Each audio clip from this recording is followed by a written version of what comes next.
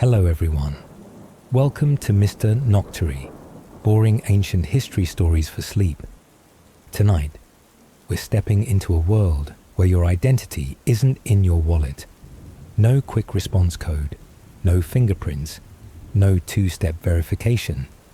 Your identity is on your wrist, tucked inside your shirt, or etched into a cold, heavy piece of metal that's easy to steal. Every Roman citizen had to carry a silent witness to scream to the world, "I exist. I am me. I'm not an escaped prisoner."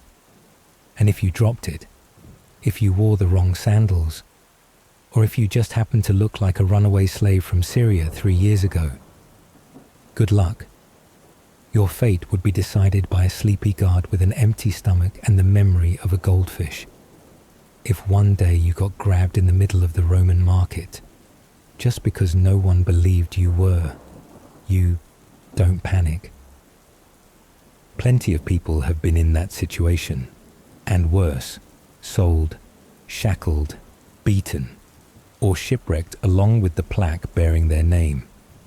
Because in ancient Rome, if you said your father's name wrong, your hometown wrong, or forgot to say, "I am a Roman citizen," with the correct intonation, you might get pulled into a whole new life, unwanted and inescapable. No identification, no email verification, no forgot password button, only one fragile sentence, thin as papyrus: "I am a Roman citizen." And if the person listening doesn't believe you, you'll be dragged away. Could be to the station, could be to the slave camp, or maybe straight onto a ship to Egypt without anyone asking if you enjoy desert weather. So before you get too comfortable, take a moment to like the video and subscribe, but only if you genuinely enjoy what I do here. And tell me in the comments where you're tuning in from and what time it is for you. It's always fun to see who's joining us from around the world. Right now, dim the lights, maybe turn on a fan for a gentle background hum. And let's begin tonight's journey together. Nero died on June 9th in the year 68 Common Era.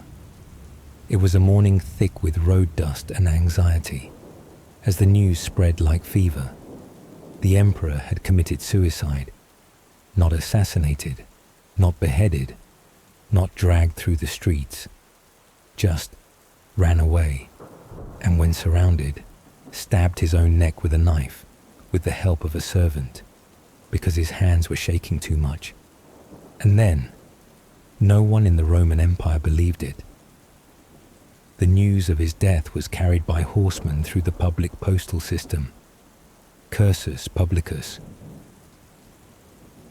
over stone roads stretching from Italy to Gallia, from Egyptian markets to Parthian front lines. But in the ancient world, where news had to cross mountains, sea storms, and human doubt, not everyone believed it right away. In some distant provinces, the news arrived weeks late.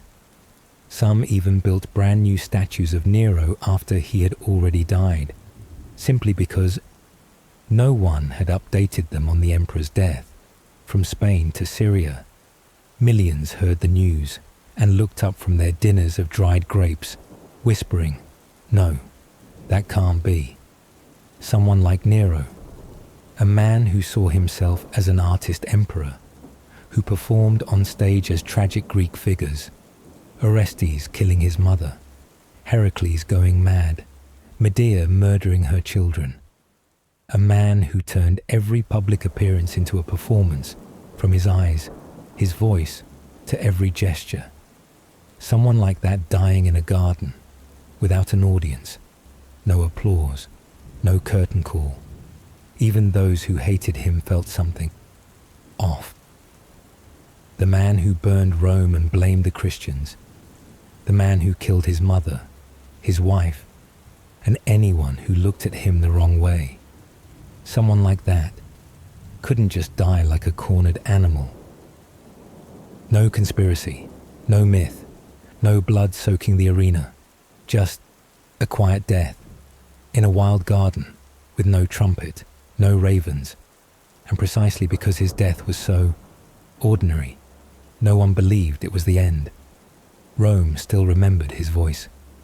On coins, aureus and denarius, minted during his reign, his face still appeared, proud, cold, with the inscription, Nero Caesar Augustus. The reverse side sometimes showed him playing the lyre, like a musician, poet, emperor, the pre-Christian Elvis Presley. Those coins were still in circulation, passed between soldiers, farmers, and merchants like nothing had changed. In faraway places like Egypt and Syria, temples and halls still displayed Nero's bust, not out of love, but because they hadn't gotten around to replacing them. And every time someone tossed a coin into the marketplace, he lived one more day in the collective memory. Some provinces still had his statue standing at their gates. Coins bearing his image circulated as if he had just gone on vacation. And so, in the months that followed, the empire began to see him return, not as a ghost, but as real people, flesh and blood, standing in the square, singing. They said, "I am Nero, I did not die. I've been watching you from afar." And strangely, people believed. From the Roman Forum to the taverns along the Danube, whispers spread that he had been seen. Some swore they heard him sing in the Corinthian theatre. Others claimed a man in a purple cloak preached in the marketplace of Ephesus, "I am Nero, return to save Rome from itself." The rumors became incarnations, and each impostor stepped out from the shadows of memory, nourished by that original disbelief. Not because people were stupid, but because the crowd, who had never truly accepted the harsh truth, always needed a symbol to cling to. Nero, with all his crimes, madness, and theatricality, was a memory more recognizable than any uncertain future. His death didn't match the role the crowd had memorized, so they rewrote the ending, because they needed to believe the world still held onto something old, even if that something old was a mad tyrant. If a name is infamous enough, then there will always be someone who wants to come back under that name. After the unbelieved death of Nero, before the empire even had time to organize a state funeral, something strange happened. Nero began reappearing. Within less than a year after his death, around the year 69 Common Era, in Achaia, ancient Greece, the first sighting believed to be Nero appeared. And then, like an oil stain spreading, two other Neros emerged in Asia Minor and the land of Parthia over the next 10 years. Not ghosts, not curses, but real people, in flesh and blood, walking among ordinary life and declaring, "I am Nero." Not a ghost, not an apparition in the dreams of Roman housewives, but three flesh and blood men, one by one, stood up and said, "I am Nero, I have returned." The first fake Nero, the Greek singer and his fateful voice. The first to rise from the ashes of doubt was a wandering performer in Achaia, the land where Nero had spent the last year of his life on tour. This man didn't just resemble Nero. He could sing in the ancient Greek style. He could play the lyre like a true artist. And, most importantly, he limped like the real Nero after a recorded accident. He wasn't simply an impersonator, but a memory actor. A professional who lived by becoming someone already dead. He could sing. He knew how to stand on stage. He spoke with imperial intonation. He bowed like a Caesar, with a touch of arrogance and a pile of debt. He sang in public squares, He shouted his name. He even convinced Roman soldiers that he was the real Nero. A small unit followed him, called him Domin, and bowed when he gave the signal. The result? He was arrested, executed, but people still remembered that Nero could return at any time, in any place. The second fake Nero, the soldier from Asia Minor and the failed restoration. This time, the impersonator was no actor, but a deserter.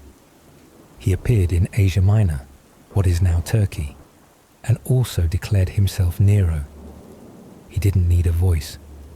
He had a small army, a few veterans, some hired mercenaries, and a Parthian noble, yes, a sworn enemy of Rome, supported him. Apparently, hating the empire was enough to make someone support even a demon. He advanced a little.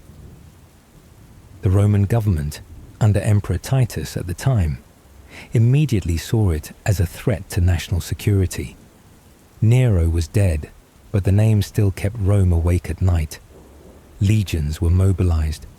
Provincial governors were put on alert, as if the ghost of Nero was still swinging his sword at the edge of the frontier. He stirred trouble for a while, then was destroyed. But this time, the rumors spread farther.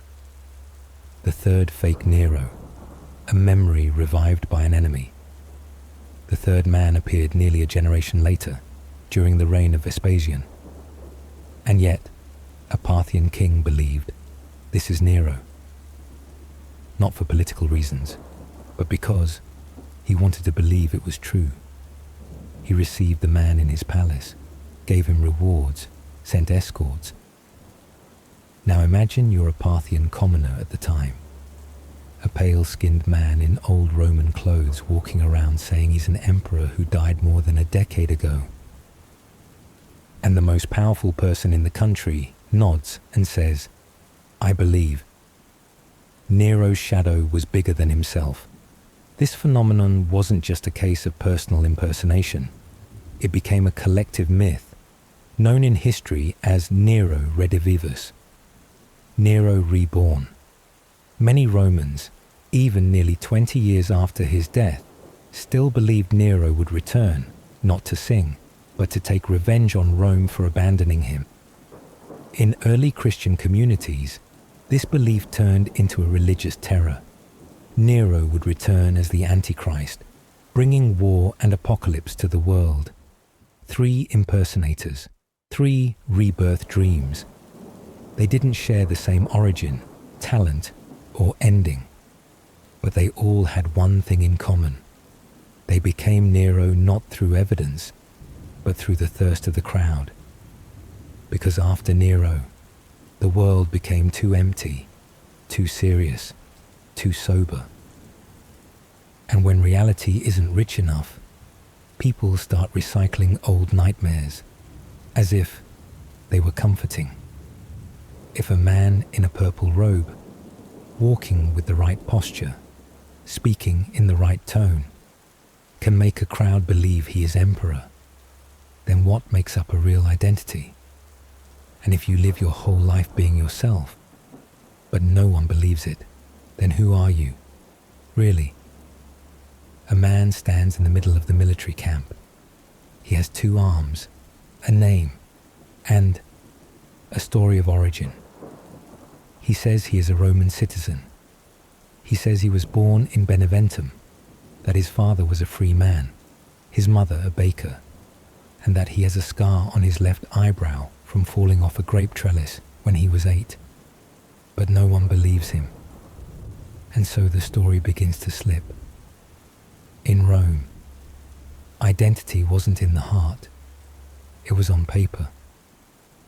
Rome, starting from the time of Augustus, began registering citizens into official records, as if an entire empire was running on an ancient Excel spreadsheet. Children born lawfully were entered into a registry, had written confirmation, stamped by 7 witnesses, and if you lost that paper, you could lose your identity altogether.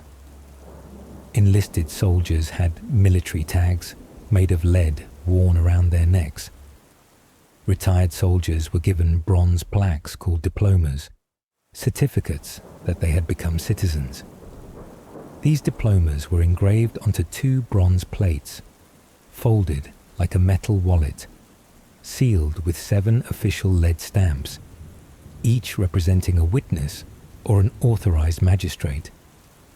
To open them required high-ranking personnel to verify. Some veterans even wore them around their necks like identity talismans, because if they lost them, they might return to square one, as if they had never fought for the empire.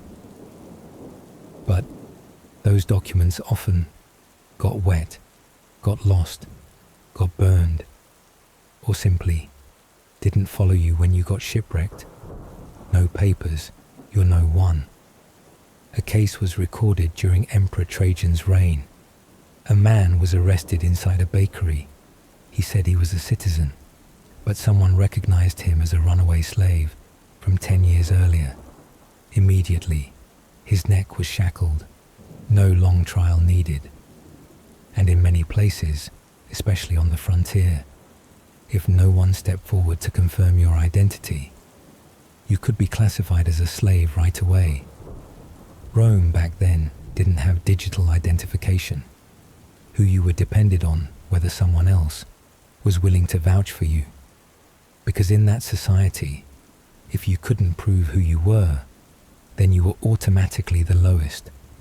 Even worse, you could be branded on the face, stamped with hot iron, thrown into a windowless slave camp, just because no one knew who you were. Cicero once lost a man, not to death, but to identity loss. In a letter, he wrote that a household slave had escaped and disguised himself as a free man.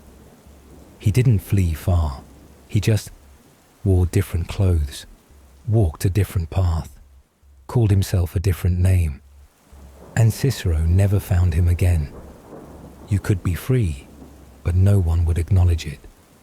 One of the most famous identity cases came from Herculaneum, the city buried by Mount Vesuvius. Petronia Eusta, a young girl, was forced to prove she was born after her mother was freed, or else she would be dragged back into slavery. No birth certificate, no civil records. The court had to summon neighbors to testify. Who remembered the mother being pregnant while still wearing the slave's iron collar? Who saw the girl born after the mother had begun wearing a freed woman's dress? In Rome, when papers were missing, you lived off your neighbor's memory and hoped they didn't hate you over last week's market argument. Identity in the Roman world was something that had to be proven. It didn't come from your heart. It didn't come from your memory. It didn't come from you. It came from what others agreed upon. Just like the case of Archias, the Greek poet defended by Cicero. Archias was accused of not being a Roman citizen because he lacked documentation. Cicero brought 4 men from his hometown to testify and said, more or less, a man with talent and love for Rome like him, even if not yet officially registered, deserves to be a citizen. So, if you were a respected poet, you were acknowledged. And if you were a nameless baker, you'd better hold on tight to your documents. And if no one believes you, then your name, your story, your memory are worthless. Chapter 4. Runaway slaves and the dream of becoming a citizen. There was one thing that always lived in the dreams of Roman slaves. Not bread, not love, but a legal name. No chains, no master, just a bronze tablet, or, at the very least, being called by a name not shouted into your face. Runaway slaves, performing freedom like they were born to deceive. In a letter to Trajan, a young governor wrote that he had discovered two slaves successfully disguised as Roman citizens, blending into the legions. They had cloaks, and behind those cloaks was an entire system of surveillance. The runaway transformed himself, while the pursuers posted notices all over Rome. Slave owners would carve into public stone slabs the name, hair color, scars, gait, even a stutter, if present, of the runaway slave. These plaques were hung in markets, public baths, or along main roads.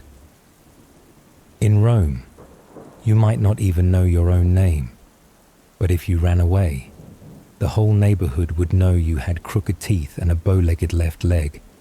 They spoke fluent Latin, and they had confidence. A baker, literally, lived for a whole year in the city as a free artisan. Only when a regular customer recognized him as someone once sold like cattle at the slave market in Antioch did the truth collapse. Epictetus, a living proof of the desire to escape. Epictetus, a familiar name to philosophy lovers, was once a slave in the household of an imperial court official. He not only studied philosophy while still in chains, but after being freed, he became one of the most influential philosophers of the post-Nero era.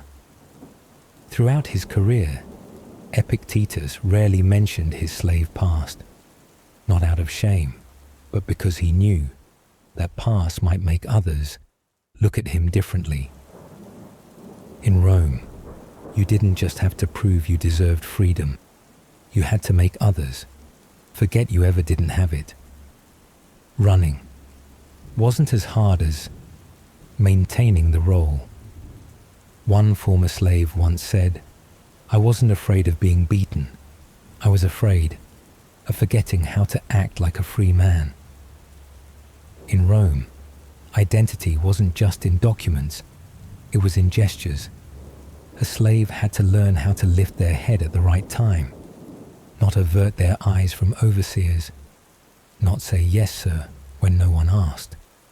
They had to practice living like someone with rights, and if they missed a single beat, the performance collapsed.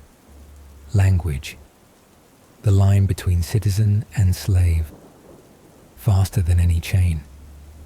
A citizen could walk through the marketplace and shout, "I am Roman," but if he didn't know how to conjugate the verb correctly, if he didn't pronounce libertas like someone from Latium, then, sorry, buddy, you're not from here. It wasn't rare for free men of Greek or Syrian origin to be mistaken for slaves, simply because their Latin wasn't good enough. Your name didn't speak for you. Your voice did. Not just arrested, but put on trial through torture. According to the Rei, Lex Fufia Caninia, if a runaway slave was captured, he could be tortured to confess the name of his former master, and when he escaped, those who harbored or hired a slave posing as a free man could be fined or stripped of citizenship.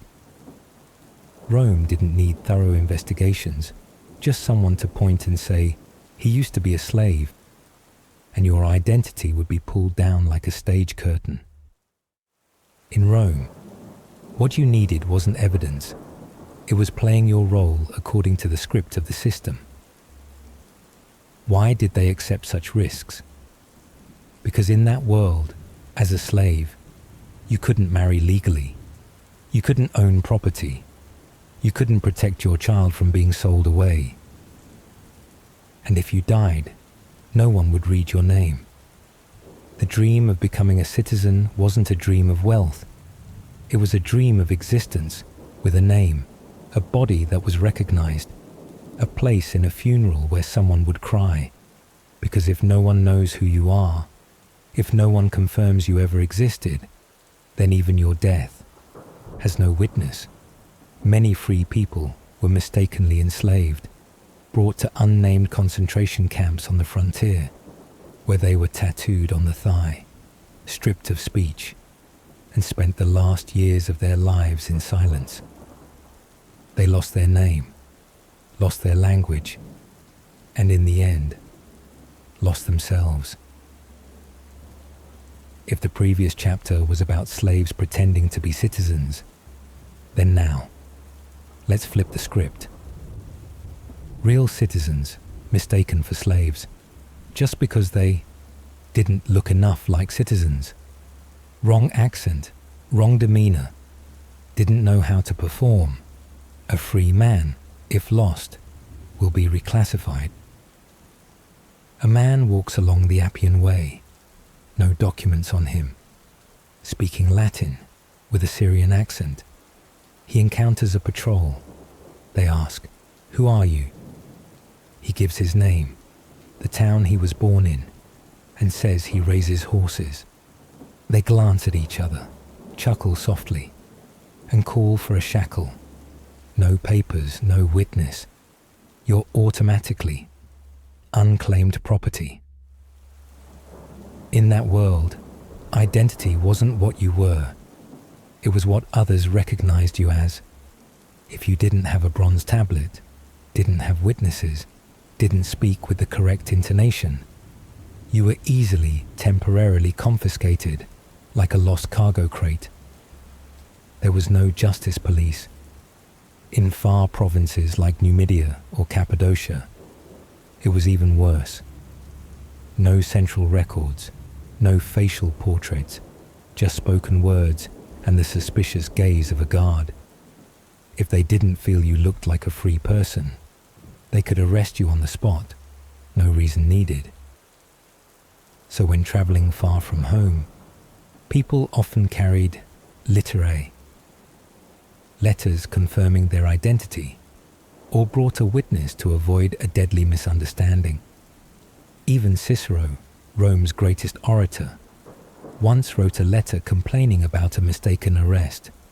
A friend of his, a legal citizen, was detained at the market by a patrol because his Latin had a foreign twang.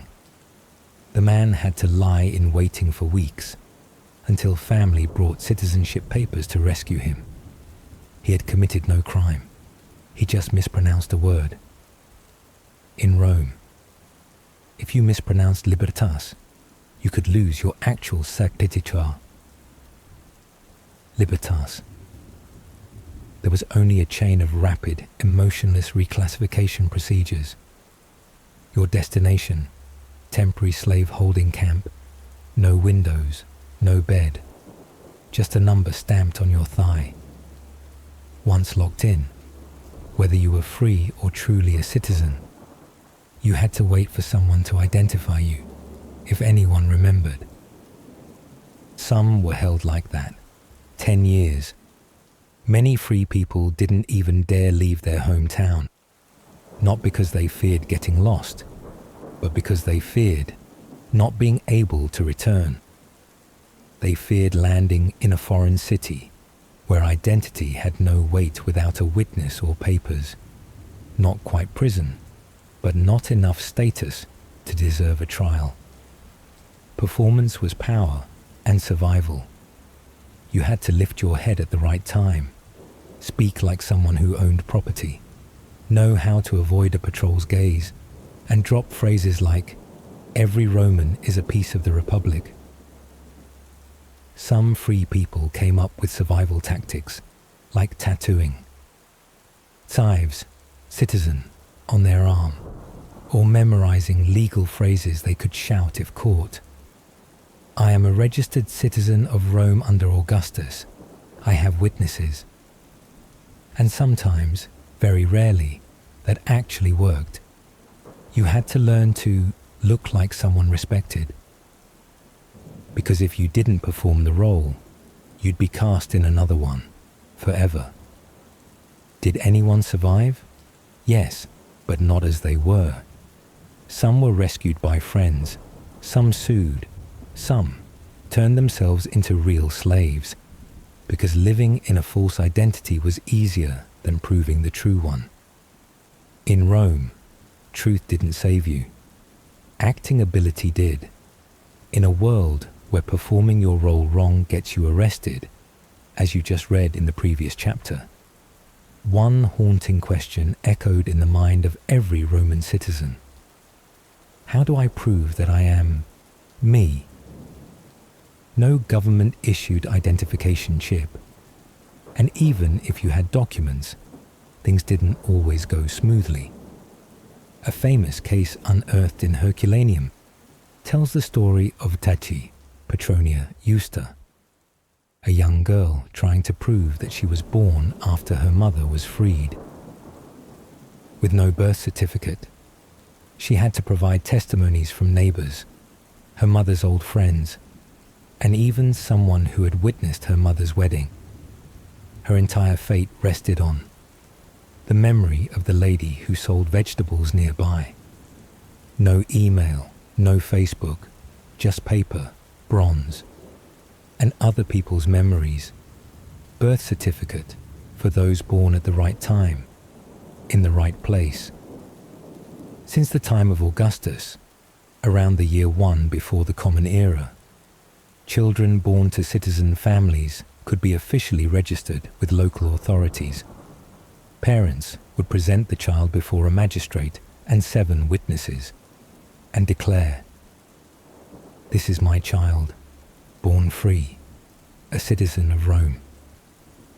This was the ancient version of a birth certificate, and if you didn't have it, then, sorry, your name's not in the book, you're not one of ours. Bronze diploma, citizenship papers for the battle-worn. For those not born as citizens, like mercenaries from distant provinces, there was another way. Fight for the empire, survive, and receive something more valuable than a cash bonus, a bronze tablet called a diploma. That tablet bore their name, their military unit, the name of the emperor, and a declaration. From now on, this person is a Roman citizen. It was folded like a wallet, sealed with 7 official lead stamps, and if you lost it, you became someone no one knew. Many veterans even sold their bronze diplomas for cash, or had them stolen on the road home. The result? A wave of lawsuits. Retired soldiers begging former comrades to testify that they once held that tablet in their hands. No diploma meant you had never fought. No one acknowledged that you had ever existed. Soldier tags, the ancient dog tag. Every new recruit was recorded in the unit's registry, usually papyrus in Egypt or parchment elsewhere. Name, birthplace, scars, unique moles. One soldier was noted as having an old slash beneath the left eyebrow, like ancient biometric data. However, this lead tag didn't always save you. There were cases where soldiers died because the tag was worn down, missing names, or had been swapped. And if identity couldn't be confirmed, the soldier not only lost his place in history, but his family received no benefits or official burial. Later on, soldiers wore a small lead plate with their name and unit, like a neck identification. Except, when they died, no one sent them home. They simply removed the tag and filed it away. And if you had no documents at all, you needed a living social network. If you had no birth record, no bronze diploma, no soldier tag, you could still survive as long as you stayed in your hometown. Because then, everyone around you became your living paperwork. The neighbor who went to your wedding, the market lady who remembered your shouting match over a misweighed chicken, the priest who performed your son's coming-of-age ritual. In Rome, identity was collective memory. And if you traveled far, that memory couldn't keep up. You became a blank slate. And if your neighbors didn't like you, or your witness had passed away, you lost your living record too. In Rome, staying on good terms with the vegetable seller was sometimes worth more than an entire chest of documents. After all the paperwork, bronze tablets, and soldier tags, there was still something invisible that determined who you were in Roman society, how you performed yourself, in a world without identification cards, where human memory was the only search engine. Every daily interaction was an audition. Are you a citizen, a slave, a noble, or a con man? Not because you say so, but because others believe you fit the role. At the market, where every gaze is a degree, you walk into the morning market, wearing a clean white toga, even though your stomach's growling. You speak in proper Latin, nod like you just left the Senate House, and just like that, the vendor believes you're a citizen. You get to buy a loaf of bread on credit, but if you wear a short tunic, sunburned skin, and speak Gaulish, you'll be asked, "Did you run away from your master?" In the Roman market, you weren't who you were who you resembled.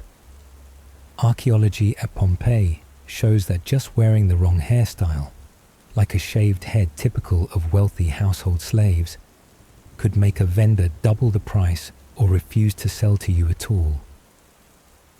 In Rome, first impressions didn't just kill love, they killed your rights, too. At the barracks, identity is an oath and a whisper. A soldier was accused of not being a real citizen.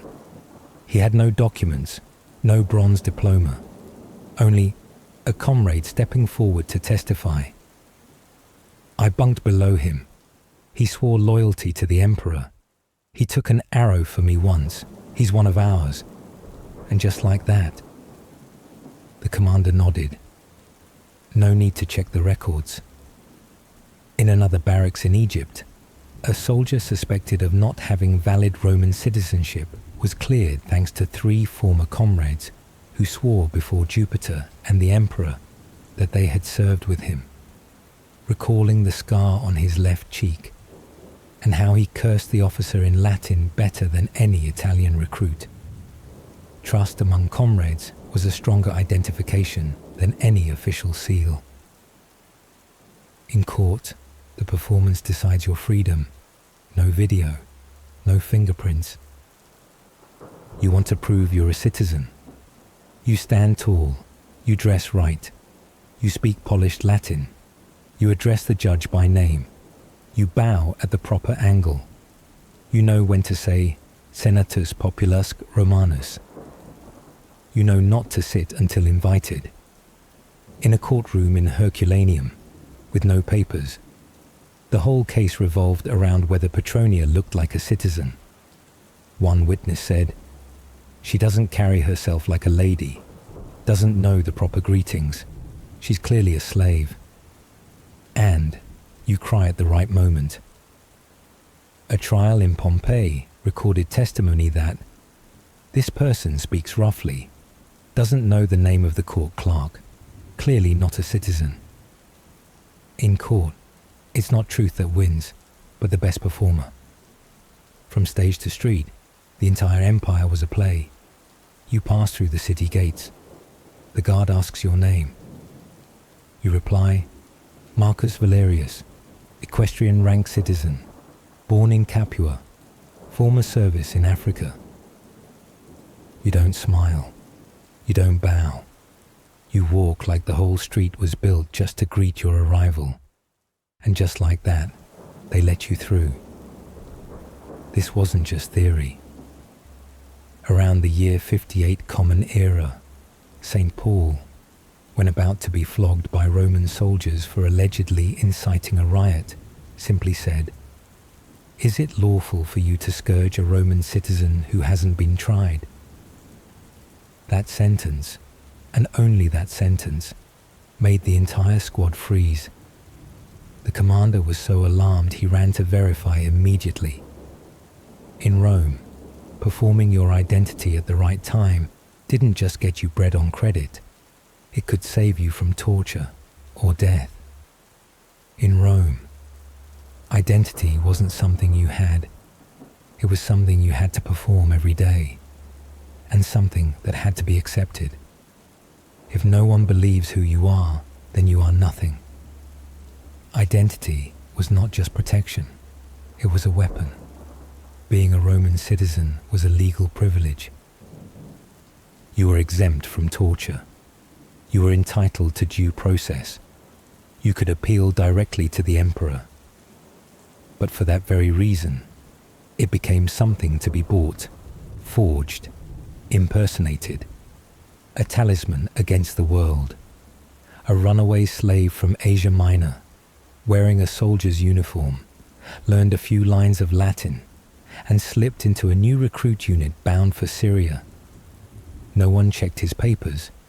No one asked questions. He fought for 6 years until someone reported him. And ironically, some were discovered not because they slipped up, but because they played the role too well.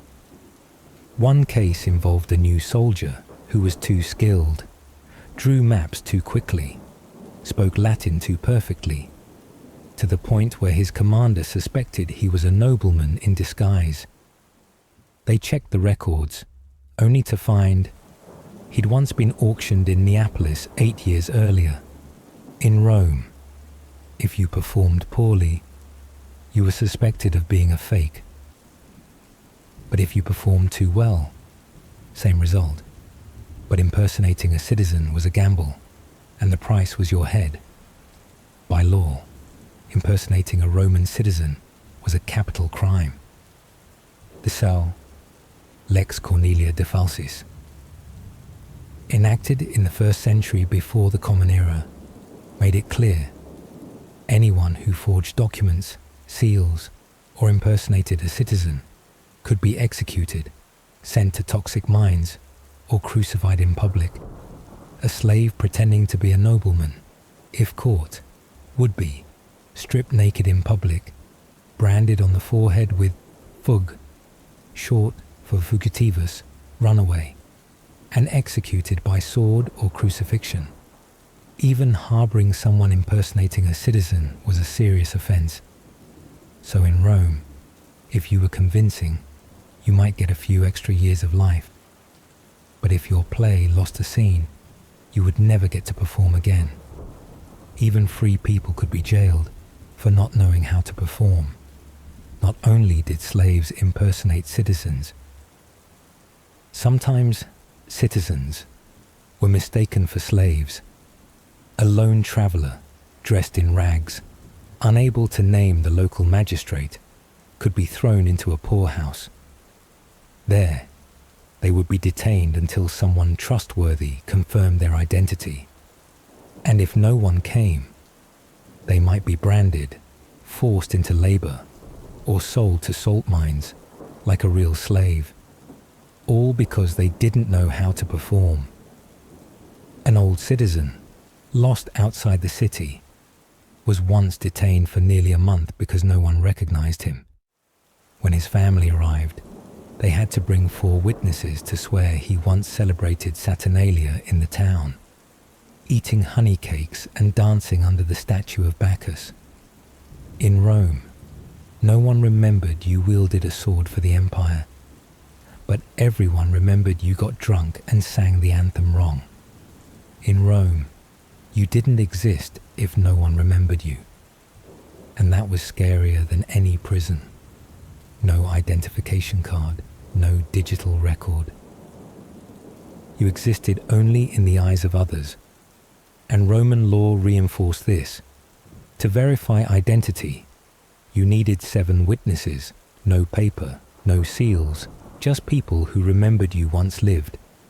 Someone who once shared a fig with you, once went to a temple with you, once lost to you in a game of dice. Tiny memories, sometimes the only thing that kept you from vanishing. And if they turned away, you disappeared from history, as if you had never existed. On June 9th, in the year 68 Common Era, Nero, the last emperor of the Julio-Claudian dynasty, died. He stabbed himself in a villa outside the city.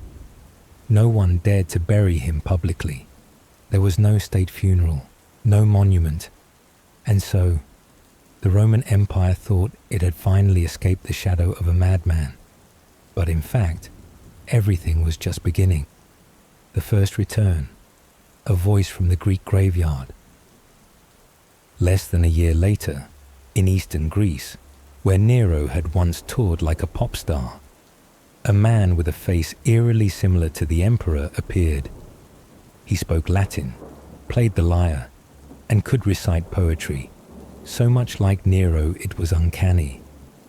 According to Tacitus and Suetonius, this impersonator surfaced in the year 69 Common Era, just months after Nero's real death. He had performed in Achaia, where the public still longed for the melancholy voice of their singer-emperor. Many even believed he was Nero, that he'd faked his death and returned to reclaim the throne. He gathered a group of Roman deserters, convinced them that Nero had never died. Then he was captured and executed. But the idea that Nero lives never died. The second time, a ghost from the province of Asia, a few years later, another fake Nero emerged in Asia Minor with an even more fantastic story. He claimed to have escaped the villa by switching bodies, then fled across the Aegean, living in hiding while waiting for the right moment to return. He wasn't just a good talker. He resembled youthful Nero almost exactly. This time, he wasn't captured immediately. On the contrary, he was publicly supported by Parthia, Rome's greatest enemy. According to Cassius Dio, Parthia not only protected the impersonator, but used him as a diplomatic pawn. A Parthian envoy once refused to extradite him, claiming, "This guest is currently resting," leaving Rome bewildered. They even gave him war horses, a camp, and soldiers to escort him as if he were a true emperor. He was escorted on horseback, given an army, and nearly became Nero returned for vengeance. Then he disappeared. The final time, a generation later, and a lingering fear. 20 years after Nero's death, a third Nero appeared, also backed by Parthia, also had followers, also sang, also died. 3 times, 3 ghosts of Nero. None of them lived very long, but each time the rumor spread farther. Statues of Nero were secretly placed in temples. Some fishermen swore they saw him walking on water. Why would a hated man be remembered so long? Perhaps because Nero was a symbol of decadent freedom adored by many in the East. Perhaps because his death felt unsatisfying. No public execution, no head on a spike, only rumors. And in a world without mainstream news, rumors are immortal. Nero redivivus, not a man, but a concept. No one remembered his face precisely, but everyone had a mental image. The man who killed his mother, the man who burned Rome, the man who recited poetry while the city burned, and strangely, also, a man who could sing, who could cry, who could laugh, and who wasn't quite the monster people claimed. Maybe that's why he lived on, in songs, in marble statues, in the nightmares of nobles, and in whispers at the market that say, "Nero isn't dead, he's waiting." There was no identification card in the ancient world, no fingerprints, no biometric chip, no security camera, only a sentence. One sentence said at the right time, in the right place, and it could change your entire fate. I am a Roman citizen. One sentence, a shield between life and death. When St. Paul was stripped and prepared for torture, he simply said, "I am a Roman citizen." And instantly, the soldiers backed off. The commanding officer panicked. the interrogation was cancelled. In Rome, just saying those 5 words granted you the right to a formal trial, the right not to be tortured, the right to appeal to the emperor.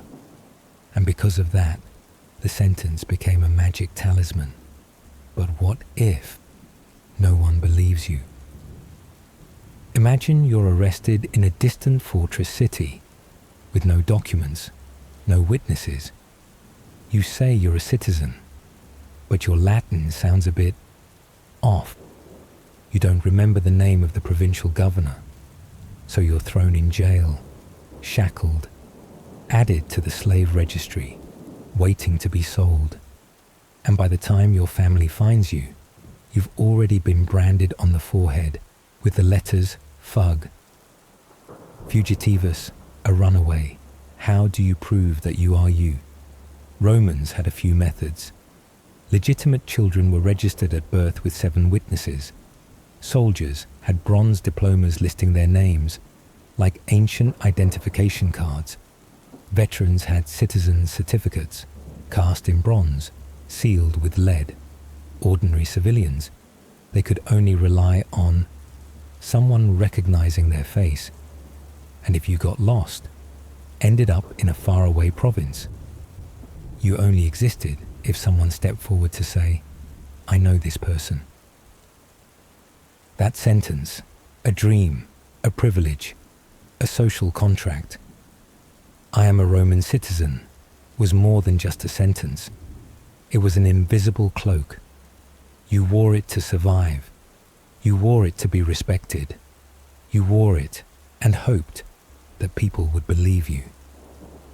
Because if no one believed you were a citizen, then you were just someone dressed like one. Shocking facts about life in Sodom. Women who seduced even angels. There are cities so rich, there's no room left for God. Sodom was one of them.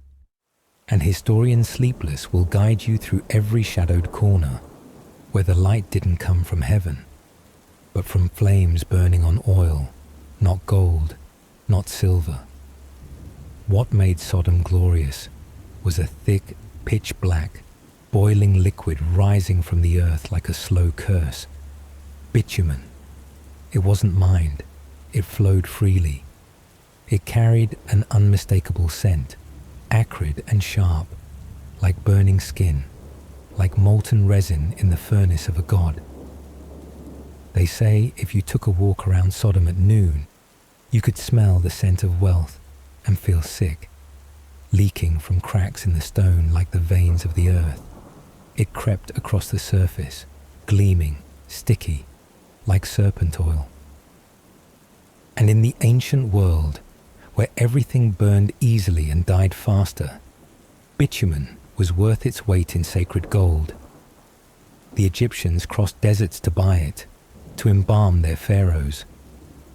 Caravans arrived from Thebes, Memphis, and even Byblos, carrying papyrus, gems, spices, and corpses in need of preservation. Jars sealed in coarse fabric and wax were filled with bitumen, black blood of the earth, a commodity that could not be replaced. They didn't come to buy. They came to offer tribute, because this black substance was seen as the sacred oil of the fire demon. In the Levant, people used it to seal pottery, fasten gold, waterproof ships, and light torches. A single jar of bitumen could be traded for a house near the temple of the sun god. In Sodom, you didn't need to work. You just carried a basket on a morning stroll, like foraging mushrooms, except instead of mushrooms, you were collecting national treasure. No one farmed anymore. Fields were abandoned. Children grew up in a world where seeds were for looking at, not planting. People began to believe, if the earth gives oil, why bother sowing anything? This prosperity wasn't like normal economies, where you dig, pay taxes, or pray for rain. Sodom didn't need rain. It didn't even need gods. At every temple ceremony, they burned raw bitumen. Flames shot so high they scorched the rooftops. Black smoke curled upward like a giant arm waving to the sky, or taunting it. It had black gold, and like any spoiled child, it began to believe it was immortal. When a city is too rich to need rain, too comfortable to sow seeds, the next thing it rejects is morality. Sodom didn't forbid wrongdoing. They just saw no reason to do good. The city was surrounded by 2 thick stone walls, as tall as a 3-story building, as solid as an old belief that refused to be shaken. But those walls weren't just for defense. They were symbols, a way to flaunt power, each brick coated with glossy oil, so that when the sun set, the entire city seemed to glow. Nothing could break in, and nothing could get out. Between the 2 walls was a strategic corridor, allowing soldiers to move without ever stepping out of the shadows. In the afternoon, as the sun lowered, anyone viewing the city from afar would see a mirage. Sodom was on fire, not because of flames, but because sunlight reflected off the red bricks, making the city blaze like bloodstone.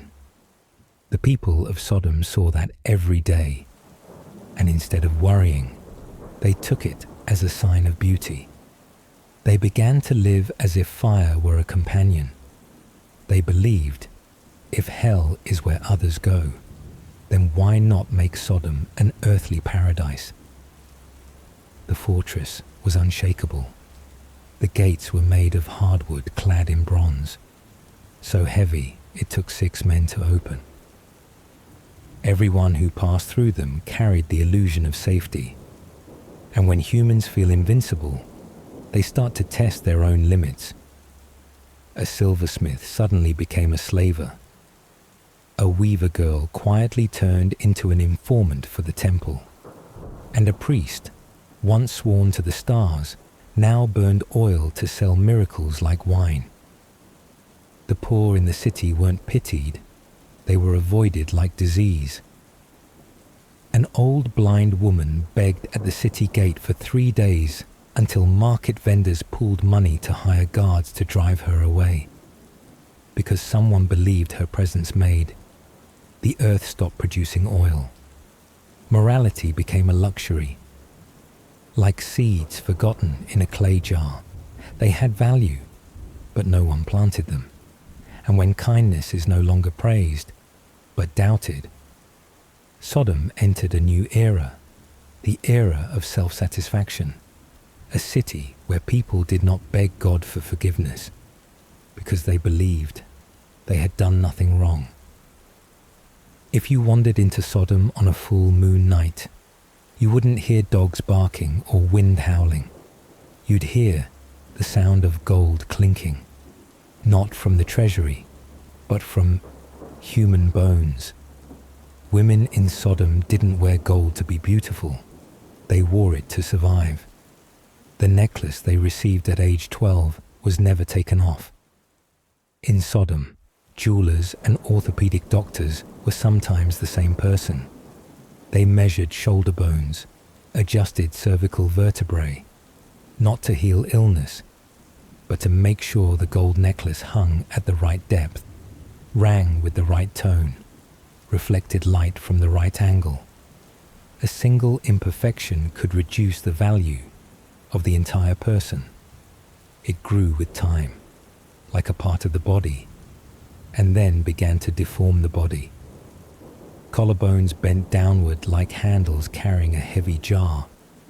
Ankles swelled from 3 layers of bangles clashing even in sleep. Each step produced a metallic sound, subtle and heavy, like a city gate creaking open in the distance. You didn't need to see a face to guess their status. You just needed to hear the footsteps. The more layered the clinks, the greater the power. At the marketplace, some women passed silently, and everyone else went quiet. not out of fear, but because they couldn't hear anything except gold. They said if a girl wore silk that was too thick, she would be asked to leave the banquet, not because it was offensive, but because she looked too poor. Even the sound of clinking had unspoken rules. 2 anklets per leg, no more than 3 bracelets per wrist. If you wore the wrong combination, you'd be seen as eccentric or uneducated, a kind of metallic etiquette, unwritten and unquestioned. Clothing in Sodom was no less a challenge to physics. Women wore an ultra-thin weave, so thin you could roll the entire dress into the palm of your hand. Under moonlight, it didn't look like fabric, it looked like liquid light.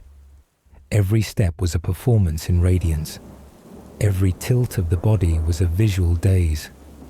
Travelers described the garments as made of mist and mercury. It didn't conceal, it accentuated. In Sodom, women didn't need to sing or play instruments. They simply walked, and the air resonated like a metallic symphony.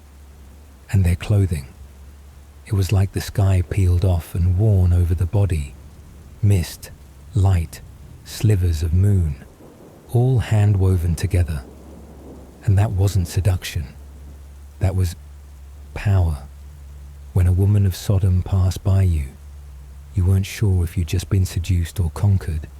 You weren't sure if you should bow or pray.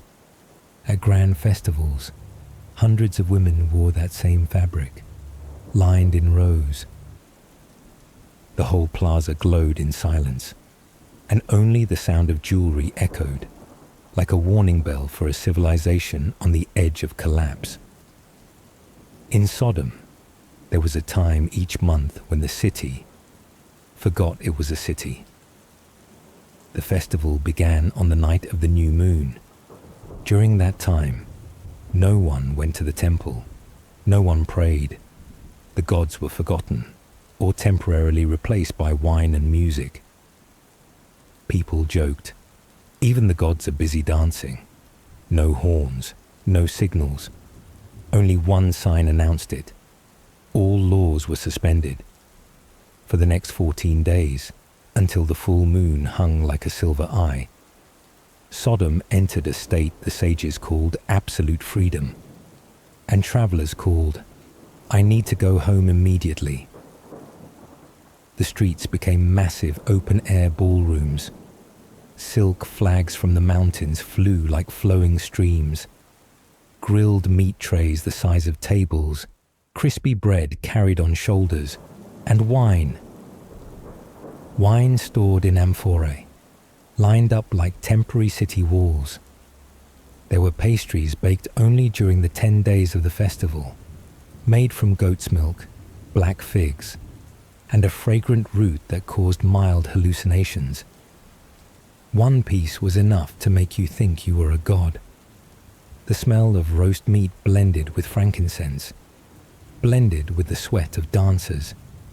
Drums, flutes, laughter, and clinking gold rang out like a symphony of delirium and abandon.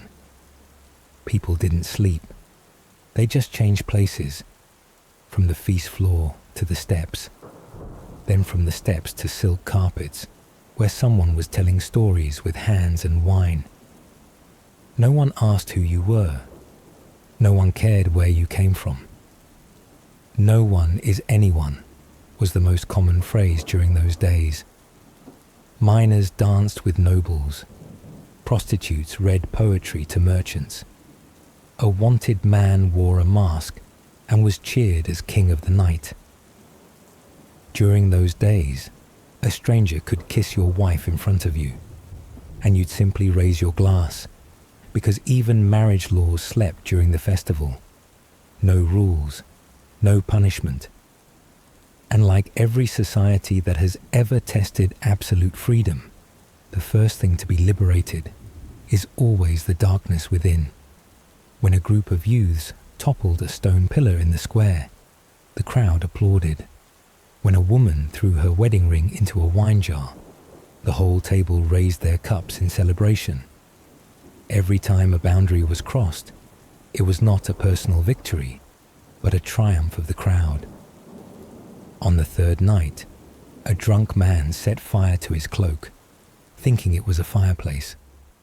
On the seventh night, a 4-year-old girl sat in the center of the square, tapping 2 stones in rhythm, and no one noticed she had been there since dawn. On the 10th night, an Egyptian merchant collapsed. No one knew whether from wine or poison, and no one checked. The people of Sodom didn't remember exactly what they did on those nights. They only remembered the feeling, a feeling like living inside a dream. And when they woke up, everything kept going, as if there had never been consequences. They didn't break the law, they just put it away, like a heavy suit of armor everyone was tired of wearing. And in that moment of lightness, they saw their true nature more clearly than ever.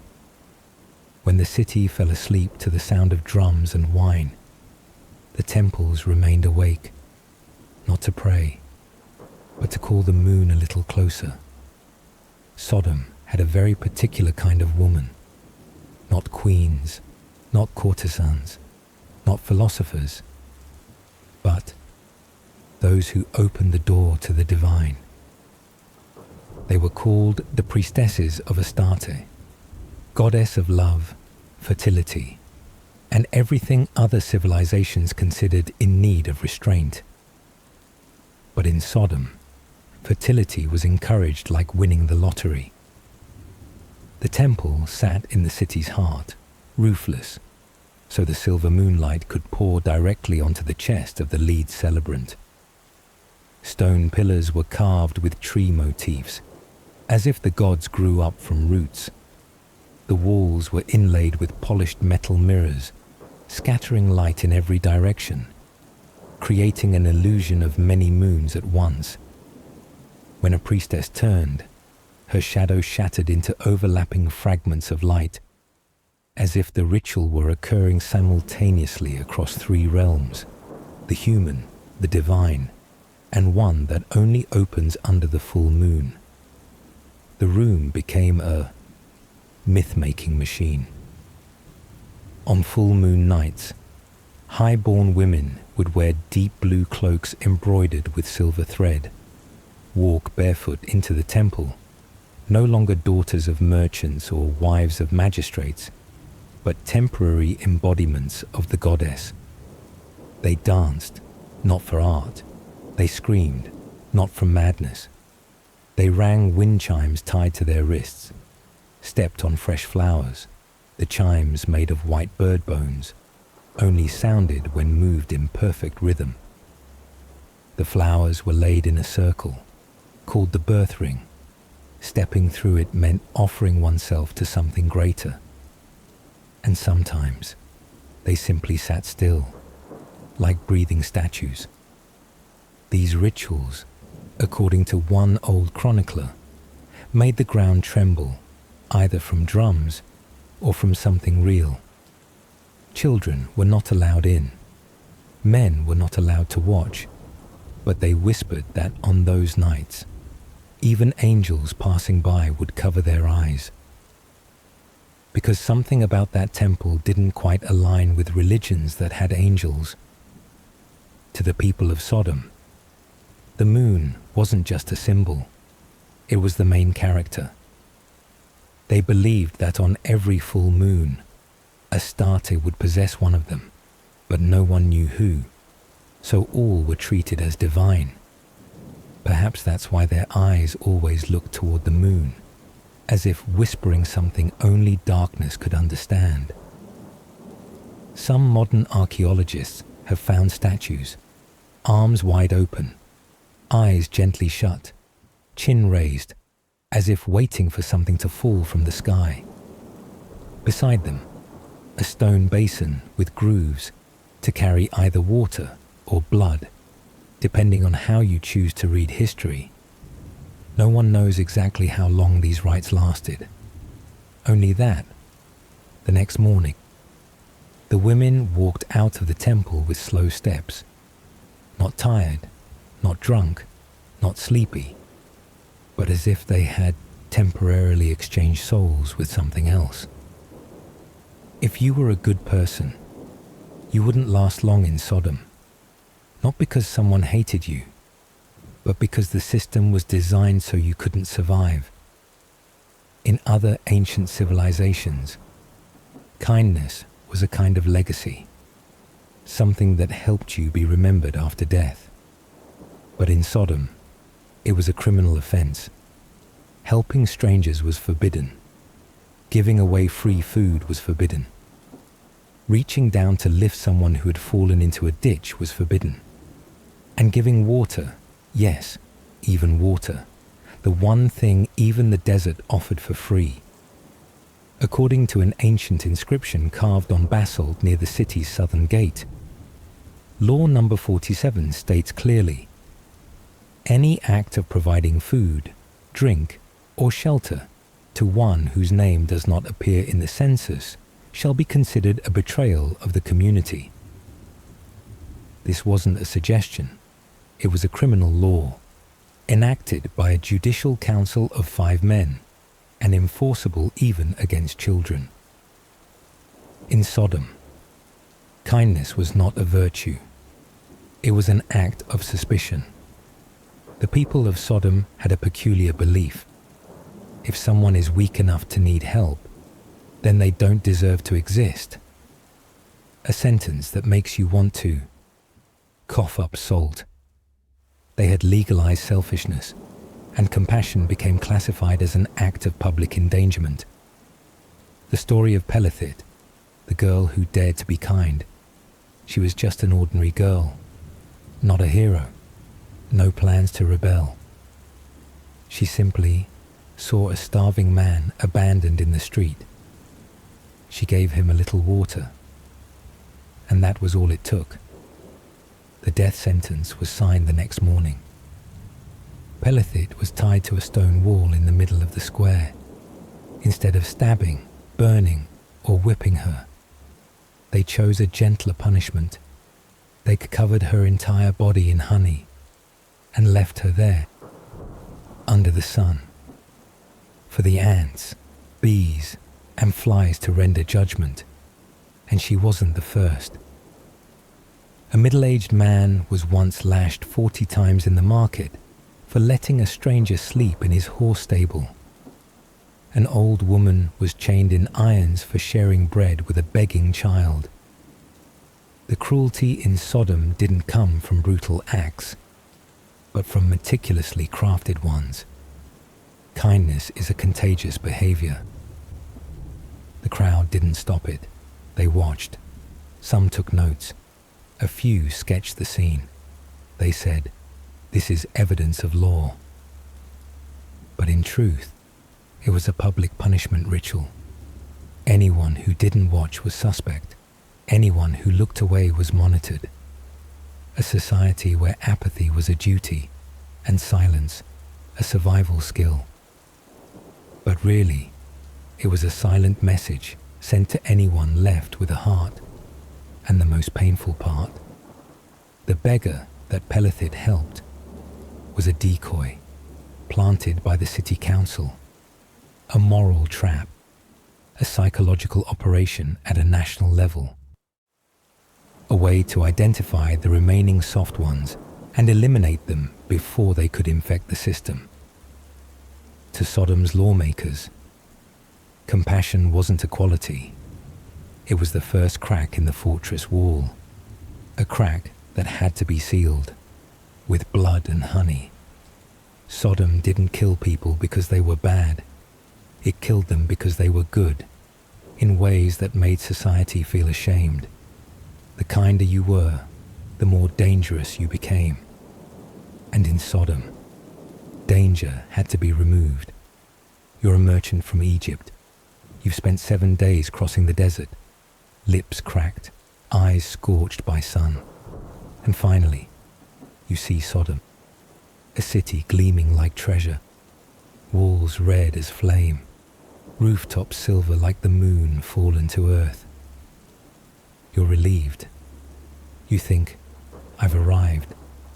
You don't know you've just rung the alarm. That bell, made of red bronze, hanging at the city gate, is not for blessing or invitation. It's the first signal for a manhunt. Each time it rings, it doesn't sound like a bell. It sounds like laughter being strangled. Children are the ones who ring it. A rite of passage, an initiation ceremony to teach. Strangers are for hurting. In Sodom, there is no word for tourist, only prey. When a stranger approaches the gate, the bell is rung, not to greet you, but to announce to the city, tonight we feast. They don't chase you away. They don't forbid you entry. They welcome you with smiles, and then close the gate behind you. Their favorite game, the dance of bare feet, is just one of many performances. Some are forced to carry water jars on their heads, parade around the square to roaring laughter, spill a drop, and you get dung smeared on your head. Others are locked in circles of polished bronze mirrors, where sunlight bounces for hours, blistering the skin, blinding the eyes. Some are even assigned roles: the fool, the mute servant, or the traitor in public street plays. Refusal is not allowed. To refuse is to insult culture. The victims are brought to the square, not bound, just asked to participate in local customs. They scatter hot coals in a circle, command you to dance barefoot, stop, and you're whipped with thorn ropes, fall, and children throw pebbles at you like it's a festival. No one intervenes, because this is not called torture. It's called the cultural welcome challenge. You don't die, but you're no longer yourself. Your body scorched, your dignity crushed beneath laughter. A city where humanity is preserved in salt. The people of Sodom don't believe in words. They believe in screams. They believe only when you cry out. Only then are you real. Only then are you one of them. Don't mistake this for chaos. It's not. There's a schedule. There's a conductor. There's someone playing music, keeping tempo for the crowd. Evil here is not instinctual. It's orchestrated like a concert. In Sodom, if you want to stay, you must survive the festival. Your residence permit is granted. Once you've cried loud enough, those who survive the ritual, if they survive, all share one thing in common. They never speak of it. Not because they forget, but because the language of ordinary people doesn't have the words. Elsewhere, guests are greeted with bread and salt. In Sodom, they roast your souls and rub salt into them. There is a place in Sodom even colder than the sacrificial basement, and more terrifying than the torture festivals. It is the court, a majestic, opulent structure.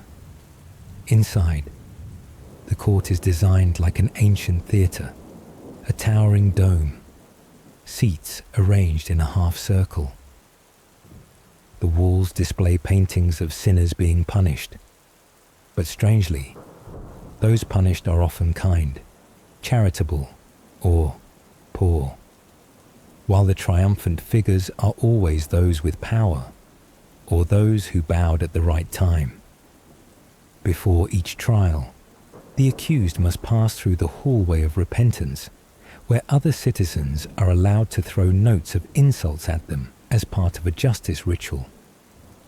The audience is handed roasted seeds and light wine, just like entering a theatre. But the play on stage is the legalized humiliation of someone's dignity, built from red marble, with black veins like dried blood. Above the entrance are two inscriptions: Justice belongs to those who can pay. Let the honest beware. You think this is a joke? No. In Sodom, every madness is real. Justice delivered by those most in need of judgment. 5 judges, sitting high on ebony thrones, trimmed in red velvet, wearing black robes with gold thread trim like priests of some cult. But they serve no God, only money and fear. These men were once slave traffickers, mercenary guild leaders, owners of brothels and torture workshops. Now, they pass judgment on others. The case of Eleazar. Justice has a fixed price. Eleazar is just one of hundreds of stories. A young woman was once accused of pretending to be poor because she came to court without enough gold around her neck. The judge declared, "You can't be poor and not be a thief. If you have no jewelry, you must have sold it to buy favor." Another man was arrested for breathing too loudly in the public baths. They claimed it was an attempt to disrupt the sanctity. In truth, he had just refused to pay the weekly bribe to the district official. In Sodom, merely existing the wrong way makes you a potential defendant. Eleazar was a merchant from the east. One night, slightly drunk, he gave a piece of bread to a beggar.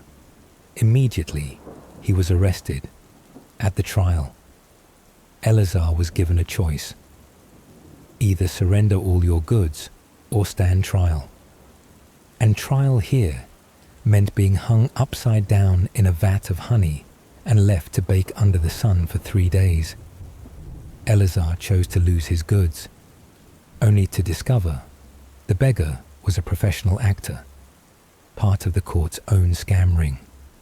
A system built on trust and greed. Some people win their cases. They're celebrated, rewarded, sometimes with land taken from the loser. But they are always someone's acquaintance, a client, or someone who has pledged eternal loyalty to the system. The court here doesn't just punish, it buys souls. You could sit on the defendant's bench today and the judge's seat tomorrow, if you're willing to serve faithfully. No evidence, no lawyers. Just a petition box behind a curtain, where people drop coins and pray for acquittal. Here, the innocent are resources to be squeezed, and the truly guilty are the ones holding the gavel. You might ask, then why don't the people rebel? Because in Sodom, everyone hopes one day they'll sit in that chair. They don't break the system. They queue up to get their share. Nothing convinces people to support injustice like giving them a small chance to benefit from it.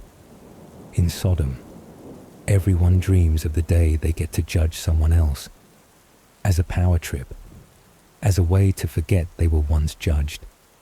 And when everyone is an actor in the same upside-down play of justice, who dares to stay in the role of truth?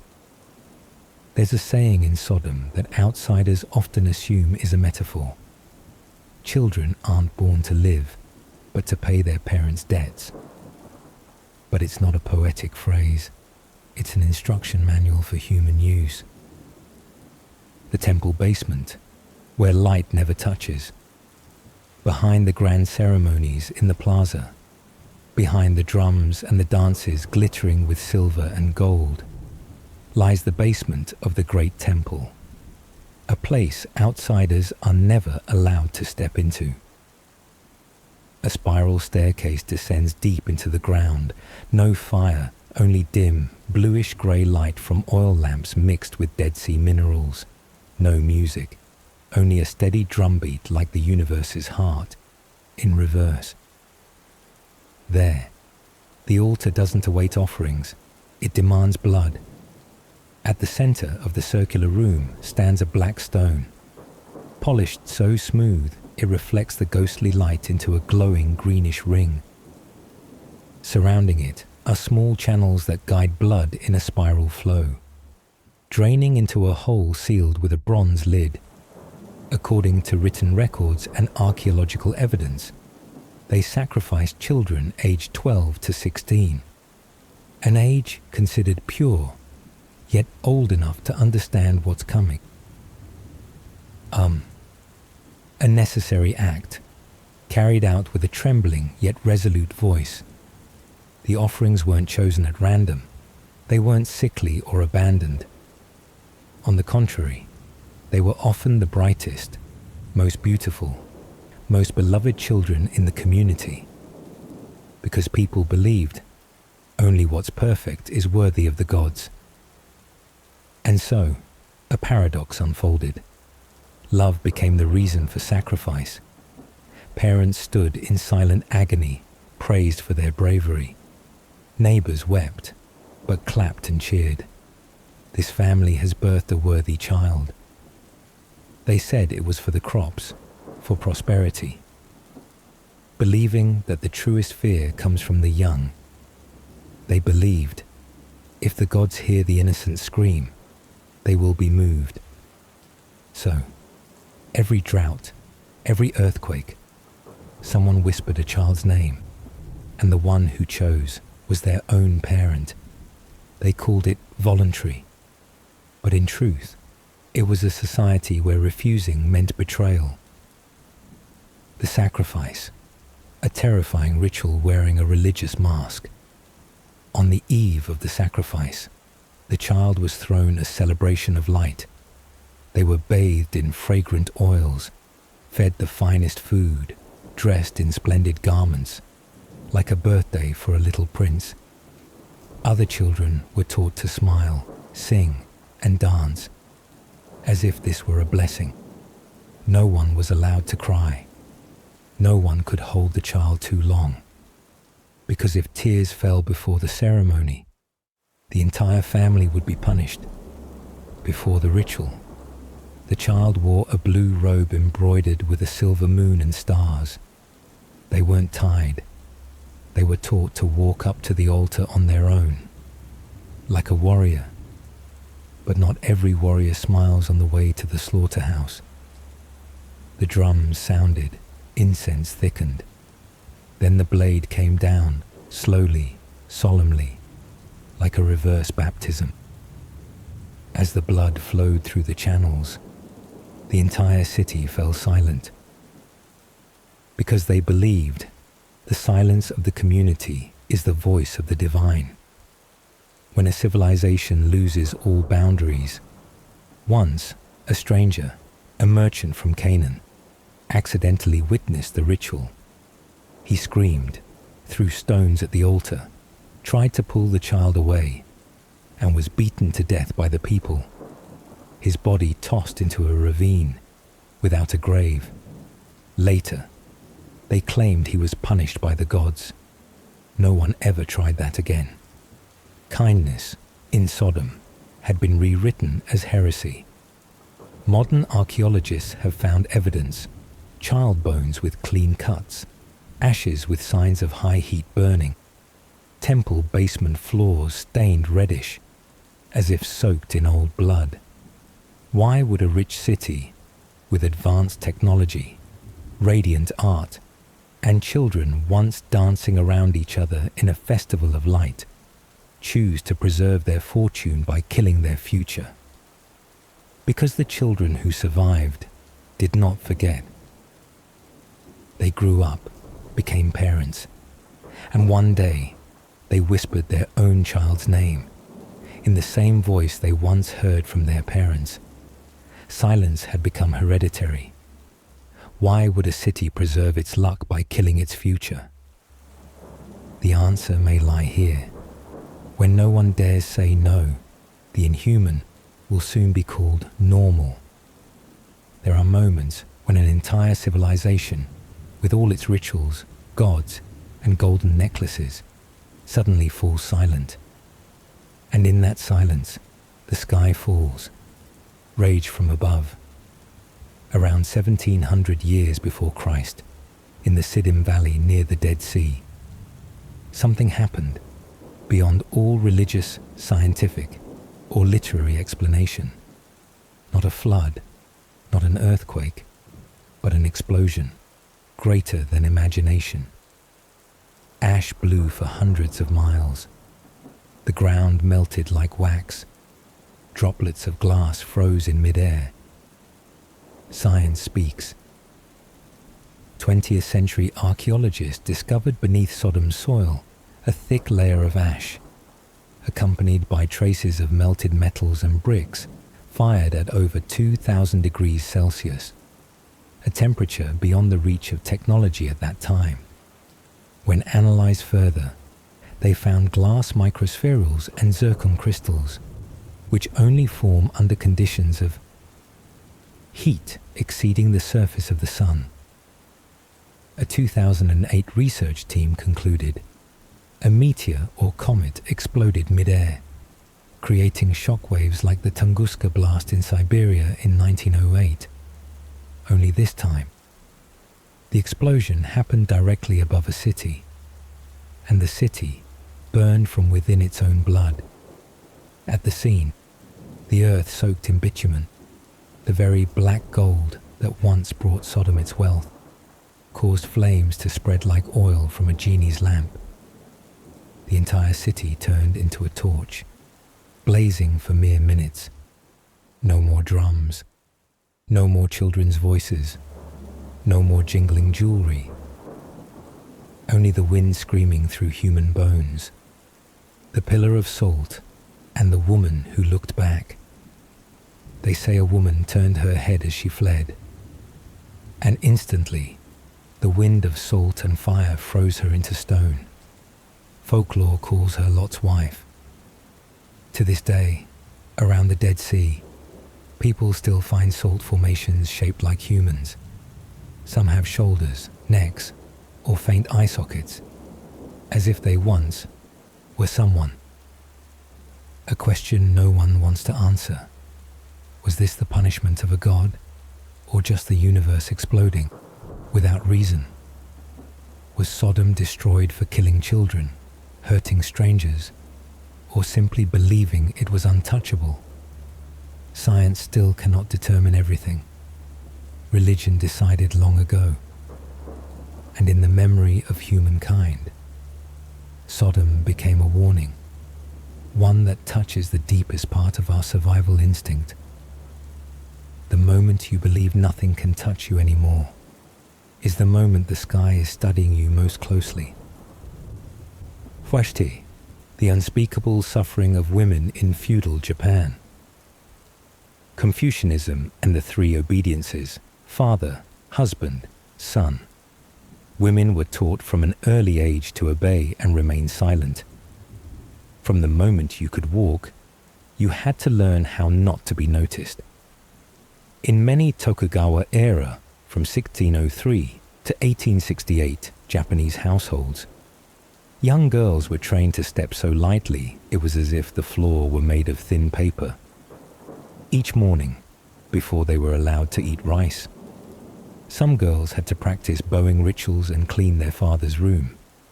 As part of learning how to be a shadow, no loud running, no asking why, no showing discomfort.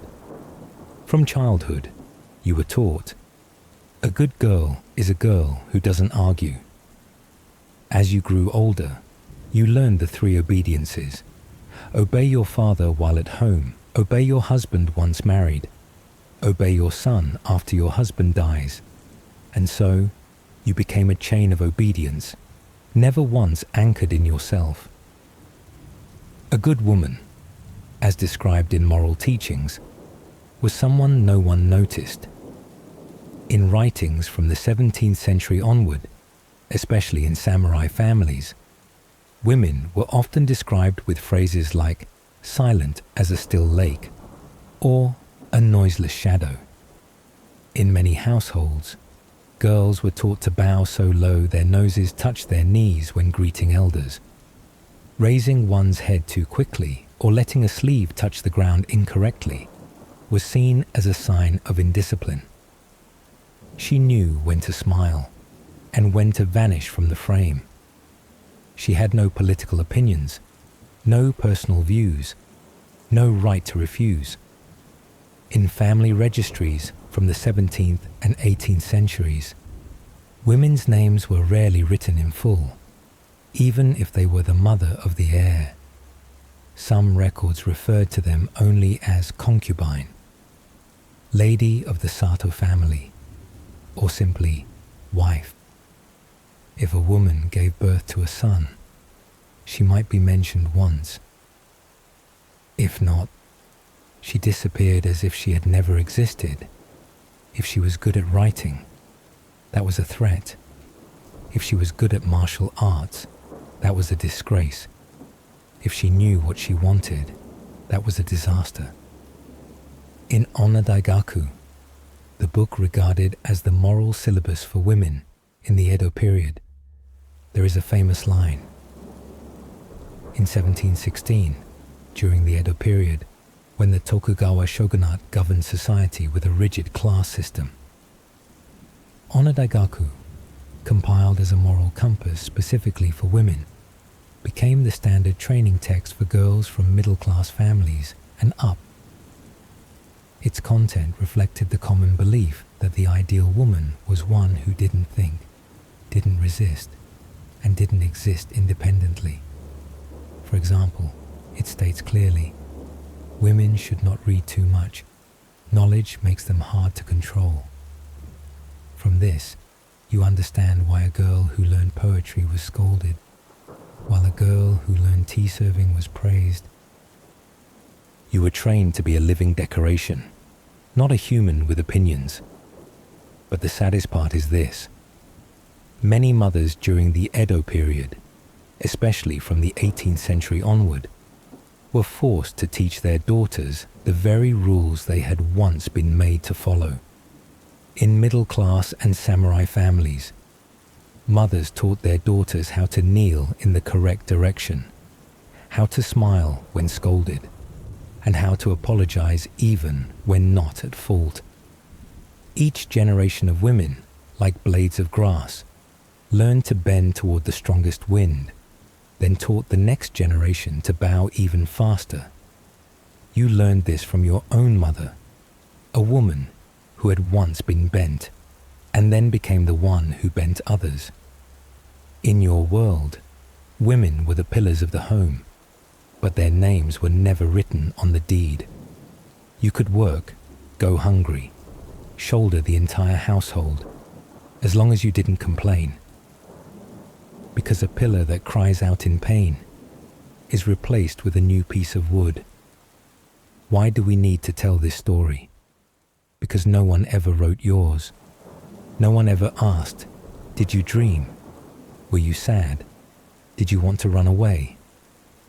But today, we will. We will look you in the eyes and speak the words you were never allowed to say. Take a deep breath and prepare to step into a world where women only existed through obedience, and those who dared to say no vanished from history. Marriage is a political transaction, not an act of love. Divorce equals lifelong shame. No white dress, no vows of love, only paperwork and silence.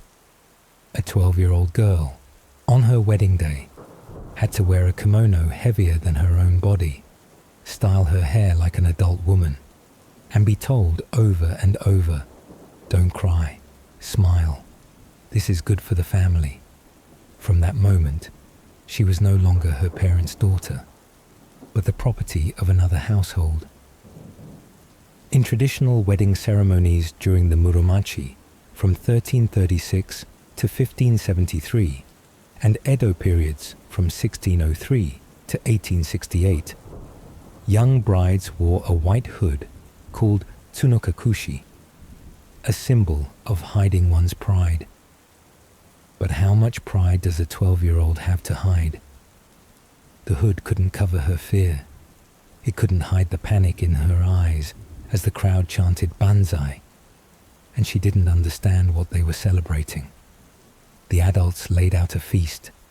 Red lanterns lit up the alley. Outside, there was laughter. Inside, a little girl bowed her head. under the weight of her kimono and a heartbeat too fast. The bride herself had no right to refuse. If she said no, her family would be seen as ungrateful, ruining the alliance between two lineages. If she cried, people would say, "So weak, clearly not mature enough to be a wife." If she ran away, she would bring shame on the family name, possibly exiled from the house or, worse, sent to a temple for repentance. But the most painful thing was when her own mother was the one leading her by the hand to the ceremony. That mother had married at 14, had once trembled, had once been beaten for not making tea the right way, had once swallowed her tears behind makeup. And now, she was the one adjusting her daughter's collar, whispering for her to smile, not because she didn't love her daughter, but because she knew smiling at the right moment was the only thing that could save her from the whip. There was no protest, only nods, passed down from one generation to the next. Tragically, although divorce laws did exist, for women, it was no different than receiving a second sentence. A wife returned to sender for not bearing a son would be branded with disgrace. If her husband's family no longer wanted her, and her parents refused to take her back, she became clanless, homeless, unprotected. For the samurai class, it was even harsher. Divorce meant losing honor, a thing more valuable than life itself. In Edo-era records, there was a case of a girl forced into marriage just after reaching puberty. After 2 years without bearing children, her husband's family sent her back like a defective product. She lived hidden in a storehouse in the countryside for 30 years because no one dared marry someone who had already failed. When you are only 12, marriage is not a promise of happiness. It is a feudal contract, sealed in blood, blind faith, and absolute submission. It is a life sentence without a verdict, because even prisons give you a release date. But the wrong marriage, it stays with you for the rest of your life, or until you disappear. Whipping, starvation, and isolation. No legal protection for women inside the household. If you thought marriage was the final destination of a girl's life, I'm sorry, that was only the first doorway into the maze, because after the wedding, where you smiled under white powder and silver-threaded kimono, was the house where every step would be monitored. And that house was not a home. It was a prison legalized by ritual and honor. In feudal Japanese society, the head of the household, that is, the husband, had complete power of life and death over his wife. Not metaphorically, literally. If the wife made a mistake, no court needed, no lawyer, just a bamboo stick, an empty courtyard, and a few glances from the mother-in-law. The punishment could be as simple as a strike on the back with a bamboo rod, or as cruel as being locked in a pitch-black storehouse for 3 days. No food, no water, no human voice. Just the sound of rats and the slow gnawing of hunger inside your own body. And the most terrifying part, none of this was considered wrong. Feudal Japanese society, especially from the Edo period onward, had clear codes. The husband is the pillar, the wife is the foundation. But if the foundation had a crack, just pour cement over it, as long as the house didn't collapse. If the pillar raged, the foundation must silently bear the weight. There was no law against beating your wife, no agency to intervene if a woman was abused in her own home, because it was considered a private matter. Even worse, violence was justified by Confucian morality. To teach a wife, One must be strict. To keep a household in order, there must be discipline. In many samurai households, there were even prescribed punishments based on the severity of the offense. Tea brewed too weak, 1 slap. Burnt rice, a beating. Overheard a husband discussing official affairs. 3 days in a dark room with no food or light. Suspected of infidelity, she could be forced to commit seppuku or be strangled to protect the family's honor. You were not allowed to leave the house without permission. You couldn't write letters to your birth family unless your husband approved. You weren't allowed to complain unless you wanted to be labeled an ungrateful woman. Even when wounded, you were expected to rise and arrange flowers.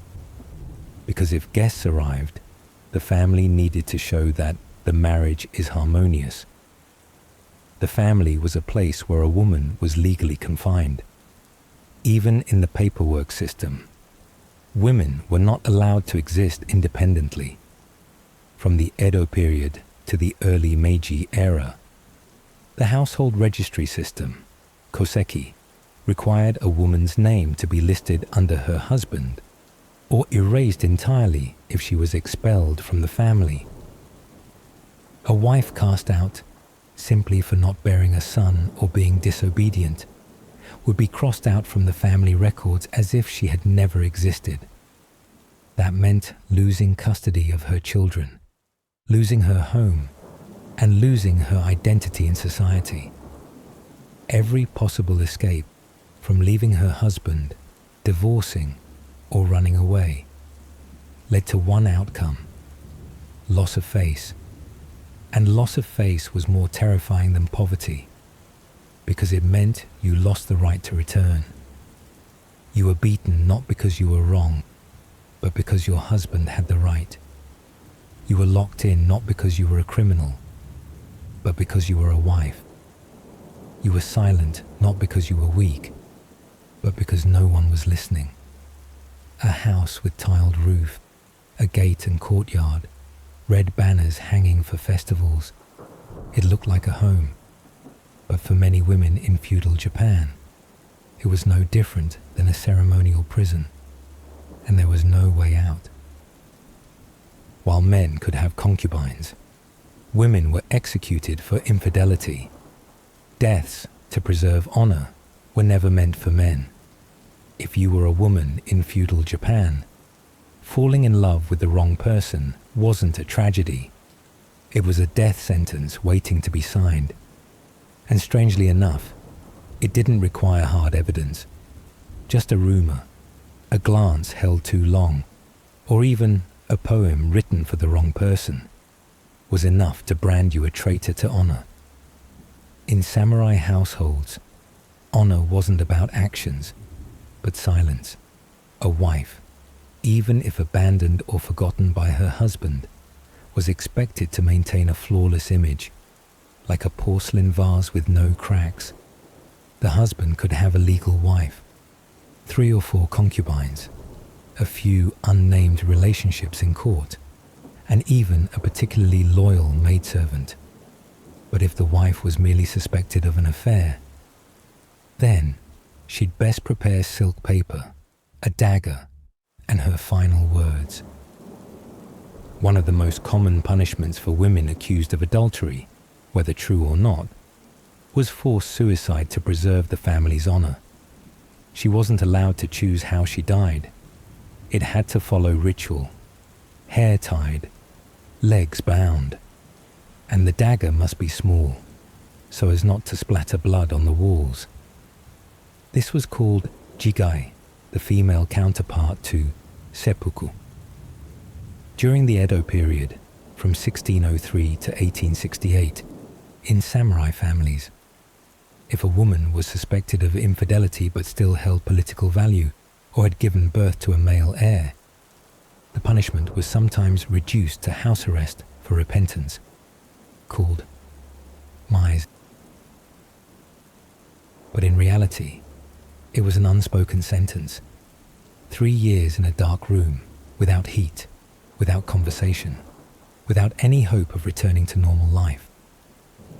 Ironically, some were forced to die simply because their husband dreamed they had cheated, or because a man in the village casually said, "She has sorrowful eyes." Society didn't need truth. It just needed to preserve order. And that order was built upon unmarked graves. And what about the daimyo, the lords? They had concubines, secondary wives, political wives traded like contracts, and forgotten wives left in Edo as hostages to the shogun. No one questioned them. In fact, if a lord killed his wife out of suspicion, he was praised as a protector of virtue. Since the Kamakura period, from 1185 to 1333, some lords maintained entire brothels within their residences, where women were brought in as gifts or offerings from subordinate families. Many were forced to change names, change lineage, even forbidden from mentioning the past. They lived like shadows, invisible in a world that only needed them to exist when summoned. There was no court for accused women, no lawyer, no witnesses, no chance to defend themselves, only family honor and a sword. And if you thought you could run, remember, women weren't allowed to leave the house, had no legal identity, had nowhere to go. What was most terrifying wasn't the death, but how society nodded at it like it was nothing unusual.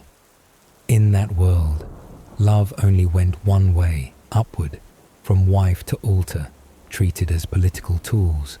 No legal protection, no emotional security. If you thought marrying into a powerful family would save your life, I'm sorry.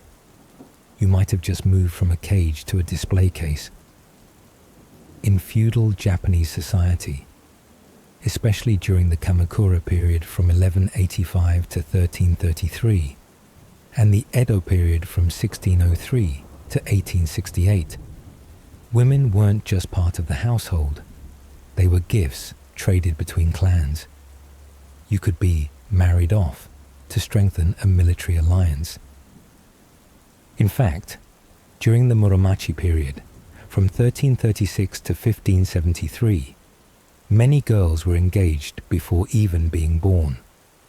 When two families wanted to cement ties, a child not yet born, who hadn't even cried her first breath, was assigned a fate to be the wife of the heir from the other side. No one asked her, because she hadn't grown teeth to answer yet.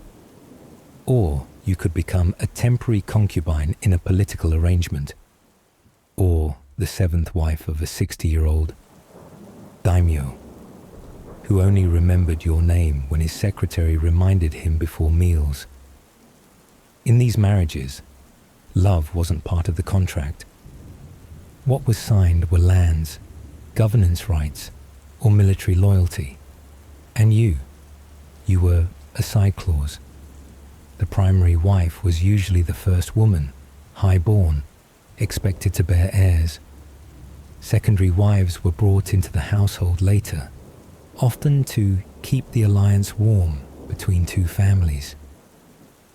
Concubines were selected for beauty, musical skills, or because their fathers owed money. Sounds like a lot of roles. Not really. Just multiple levels of powerlessness. A concubine could be dismissed at any moment for a mistake, an illness, or simply no longer being attractive. No legal papers, no divorce, no compensation. Only one way out, returning to your family in silence if they were brave enough to take you back. Sadly, many weren't even allowed to leave. Inside a daimyo's residence, women were sorted like an unwritten hierarchy. Main wife, secondary wife, concubine, favored servant. Everything hinged on one thing, the lord's fleeting interest. Some women lived their whole lives at the bottom, never once called by their real name. Some rose to the top, only to be cast out the next week for being boring. No contracts, no severance. This system didn't run on law, only the Lord's mood. Some women spent 20 years in a daimyo's house, bore 3 children, managed an entire inner court, and were thrown out simply because he found someone new. No divorce papers, no property settlement, just a cloth bundle of belongings, and a woman aged beyond recognition, forgotten. Even worse, many concubines were never acknowledged as wives. They lived in the rear quarters, banned from appearing before noble guests. And if they had children, the child might never be officially named after the father. Of course, some were lucky. They became favored, managed the household, and were known as the woman behind the throne. But like all forms of power within the court, it was a chair without a back, placed on a slippery floor. One misstep, and you were out. And even if you weren't dismissed, you could still become a walking gift. Some daimyo, especially during the Edo period, gave their concubines to political allies, or handed over former handmaids to honored guests as tokens of trust. No one asked whether the woman agreed, because you weren't a person. You were a footnote in a treaty, with legs. You think you're different, because you truly loved him. Sorry. In the feudal registry, love had no space. Welcome to the life of a walking bargaining chip. Beautiful. Capable of speaking, capable of smiling, capable of enduring. And if no longer useful, then you disappear like you never existed. Sold, ranked, worked to death. An unwanted pregnancy is a disaster with no way out. In another corner of feudal Japanese society, a woman is not a wife, not a concubine, but a commodity with a permit. From the late 16th century through the end of the Edo period, 1603 to 1868, the feudal government authorized the existence of legal pleasure districts, called yukaku. The most famous was a yua, Yoshiwara, built among the mud and canals of Edo, now Tokyo, but they also appeared in Kyoto, Osaka, and smaller towns. Its official name was the Green District. Green, not for hope, but for the painted gates that reminded all. Beyond them lived lives that had been bought outright. Most girls here didn't come voluntarily. They were sold, sent to train, or exchanged to pay off debts. Their age, often 13, sometimes 11. You entered through the gate with a new name, a new life, and a contract you didn't sign. Upon arrival, you were ranked. If you were educated, could dance, play shamisen, you might become an oboshanswa, oransi, a high-ranking courtesan. If you only knew how to bow and obey, you'd be a maid, an assistant, or a backroom servant.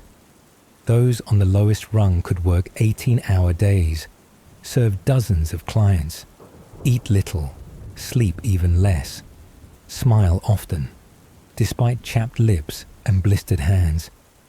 Labor contract? Yes, on paper, but no days off, no chance to read it closely, no right to object. You were in debt, makeup costs, dance lessons, daily meals, and every item came with interest, as if you were a failing business. Not a child sold into flesh. Contract length, sometimes 10 years, sometimes forever. Inside the brothel was a strict caste system. Oiran, literate, poetic, conversing with elite guests. Koshibai, mid-tier, serving middle-class customers with fewer privileges. Kashi, only bowed and served, beaten if they didn't smile on cue. Each tier was a step, not for climbing, but for falling faster. You didn't just serve clients, you served a ranking system where your worth depended on how much clients paid, and your value changed with each seasonal festival. Edo society didn't even see this as tragedy. Ukiyo-e, woodblock prints, love poems, and songs romanticized the brothel as a paradise of beauty and desire. They called it the floating world, not because it was beautiful, but because life there was brief, fragile, and forgettable. No one wrote about the stench in the back rooms.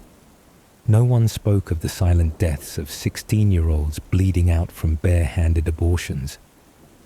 They only remembered the smile, because the smile was the only thing you were allowed to keep. Disease, common, medicine, if you were lucky. Pregnancy in a brothel was a crime, not for moral reasons, but because it disrupted service. If you got pregnant, you could be forced to drink dangerous herbs, or undergo folk abortions, scalding baths, hanging upside down, suffocation followed by needles to the abdomen. Many died. Survivors often lost the ability to have children, and if a child was born, the father's name was never recorded.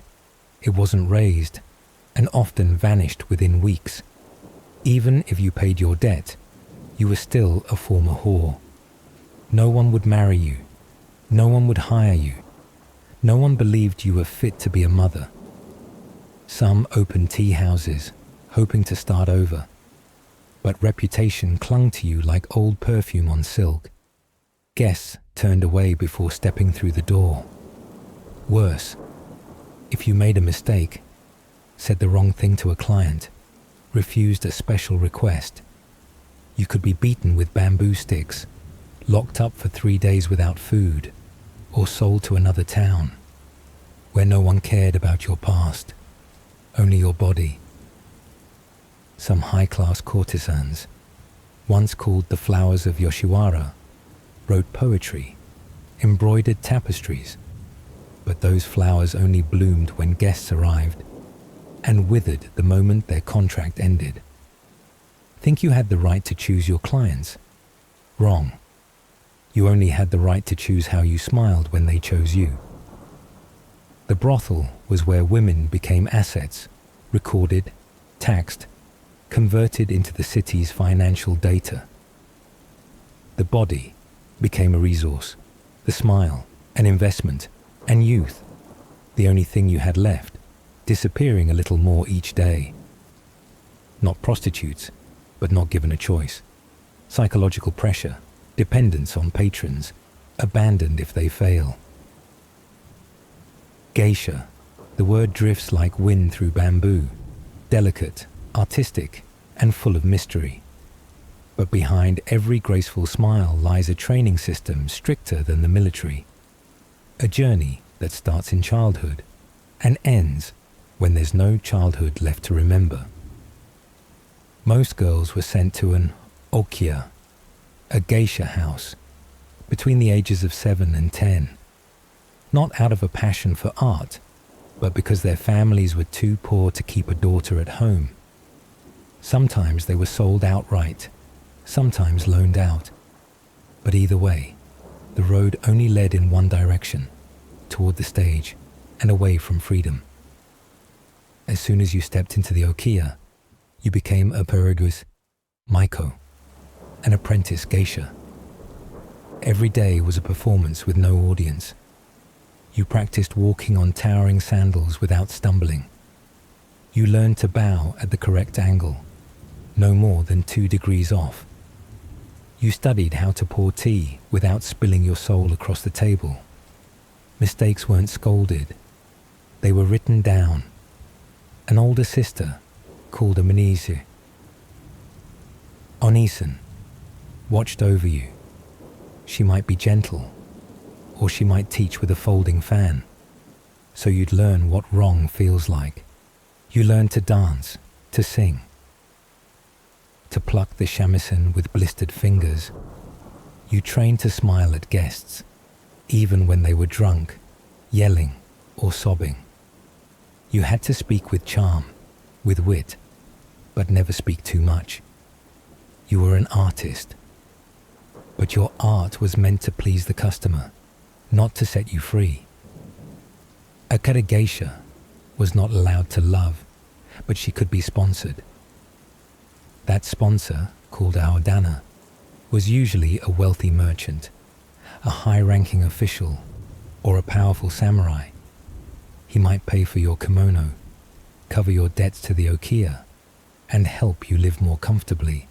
In return, you belonged to him. A dana wasn't a husband. He owed you no fidelity, no respect. And if he withdrew, you could be cast out of the okiya, lose your reputation, and end up with nothing. Many geisha, once their time had passed, by age 30, or simply when a younger, prettier Maiko came along, would try to open a dance class or a small tea house. But their reputation, even if they were once the flower of Gion, remained like a smeared ink stain on white silk. Guests came and went. Money came and went. What remained was a woman once called a perfect artist. But no one remembered the song she used to play. You are a woman in feudal Japan. Your husband has just died, either in battle or during a stomach-slitting ceremony applauded by his comrades. Congratulations. You are now no one. In the deeply samurai plus stigma system, a woman's worth was often measured by the man standing beside her. And when that man fell, all that remained was a faint shadow drifting through a society of ritual and blades. If you belonged to the samurai class, life was often shorter than the weather report, because sometimes you weren't allowed to survive long after your husband's death. From the Sengoku period, around the 15th to 16th centuries, women of the warrior class were often expected, or outright forced, to perform jigai, a female version of seppuku. Unlike men who stabbed their own bellies, the woman would cut her throat, after binding her legs together to ensure the corpse would remain graceful when it fell. A perfect death, an ultimate display of loyalty, or simply a way to avoid having to feed a useless extra mouth. And if you didn't choose the dagger, the temple door was always open, not because of spirituality, but because society didn't know what else to do with you. Women's temples, Amadera, during the Tokugawa era, from 1603 to 1868, served as soft exile for women who no longer held political or reproductive value. No bells of repentance, no prayers of release. Only the sound of time dripping off cold roof tiles, where nameless women lived and died, erased from family records. In some samurai families, the husband's death meant the wife's social life was erased too. She was no longer allowed to attend ceremonies, not permitted to remarry, and sometimes considered a bearer of bad luck if she lived too long. And if you think you could return to your birth family, sorry again, because in many cases, returning as a widow only made you a burden on both sides. You were once the wife of a warrior. Now, you are the shadow of a name. You might think a convent is a place of peace, meditation, evening bells, and the soft scent of incense drifting through the bamboo grove. No. For many women in feudal Japan, the convent was the drainage ditch for everything society didn't want to look at. If you were a noble woman who wasn't pretty enough, obedient enough, or simply unmarriable, please proceed to the temple, not to find enlightenment, but to quietly disappear from the family ledger without a sound. From the Heian period, 794 to 1155, Through the Edo period, thousands of women were sent to nunneries. Amadera, not out of faith, but because they had outlived their usefulness in politics, economics, or reproduction. Some were discarded concubines of daimyo. Some were aristocrats rumored to have cursed the imperial court. Some simply failed to meet the standards and were escorted to the temple gates by fathers, husbands, or officials, like sacrificial offerings to the god of family honor. There, they lived lives both invisible and inescapable. A convent wasn't a prison, but it wasn't a refuge either. They were not allowed to marry, not allowed to bear children. And any property, if they had any, was transferred to their birth family or their husband's clan. Some truly turned to Buddhism, but most lived with a legalized emptiness. No one beat them, no one killed them, no one remembered them. They weren't allowed to write letters, weren't allowed contact with men, and if anyone tried to leave the convent, they could be hunted down like criminals for dishonoring the family name. In many cases, they had to abandon their birth name, living under a Dharma name, like a breathing ghost. You didn't commit a crime. You just no longer had value anyone wanted to claim. And the convent was the legally sanctioned place to wrap that fact in silence. In feudal Japan, beauty was not freedom. It was discipline, beneath white powder and teeth black as coal. This was a world where aesthetic was not about making you radiant, but ensuring you disappeared under a layer of makeup. Beauty was not a form of self-expression, but a uniform, neat, regulated, anonymous.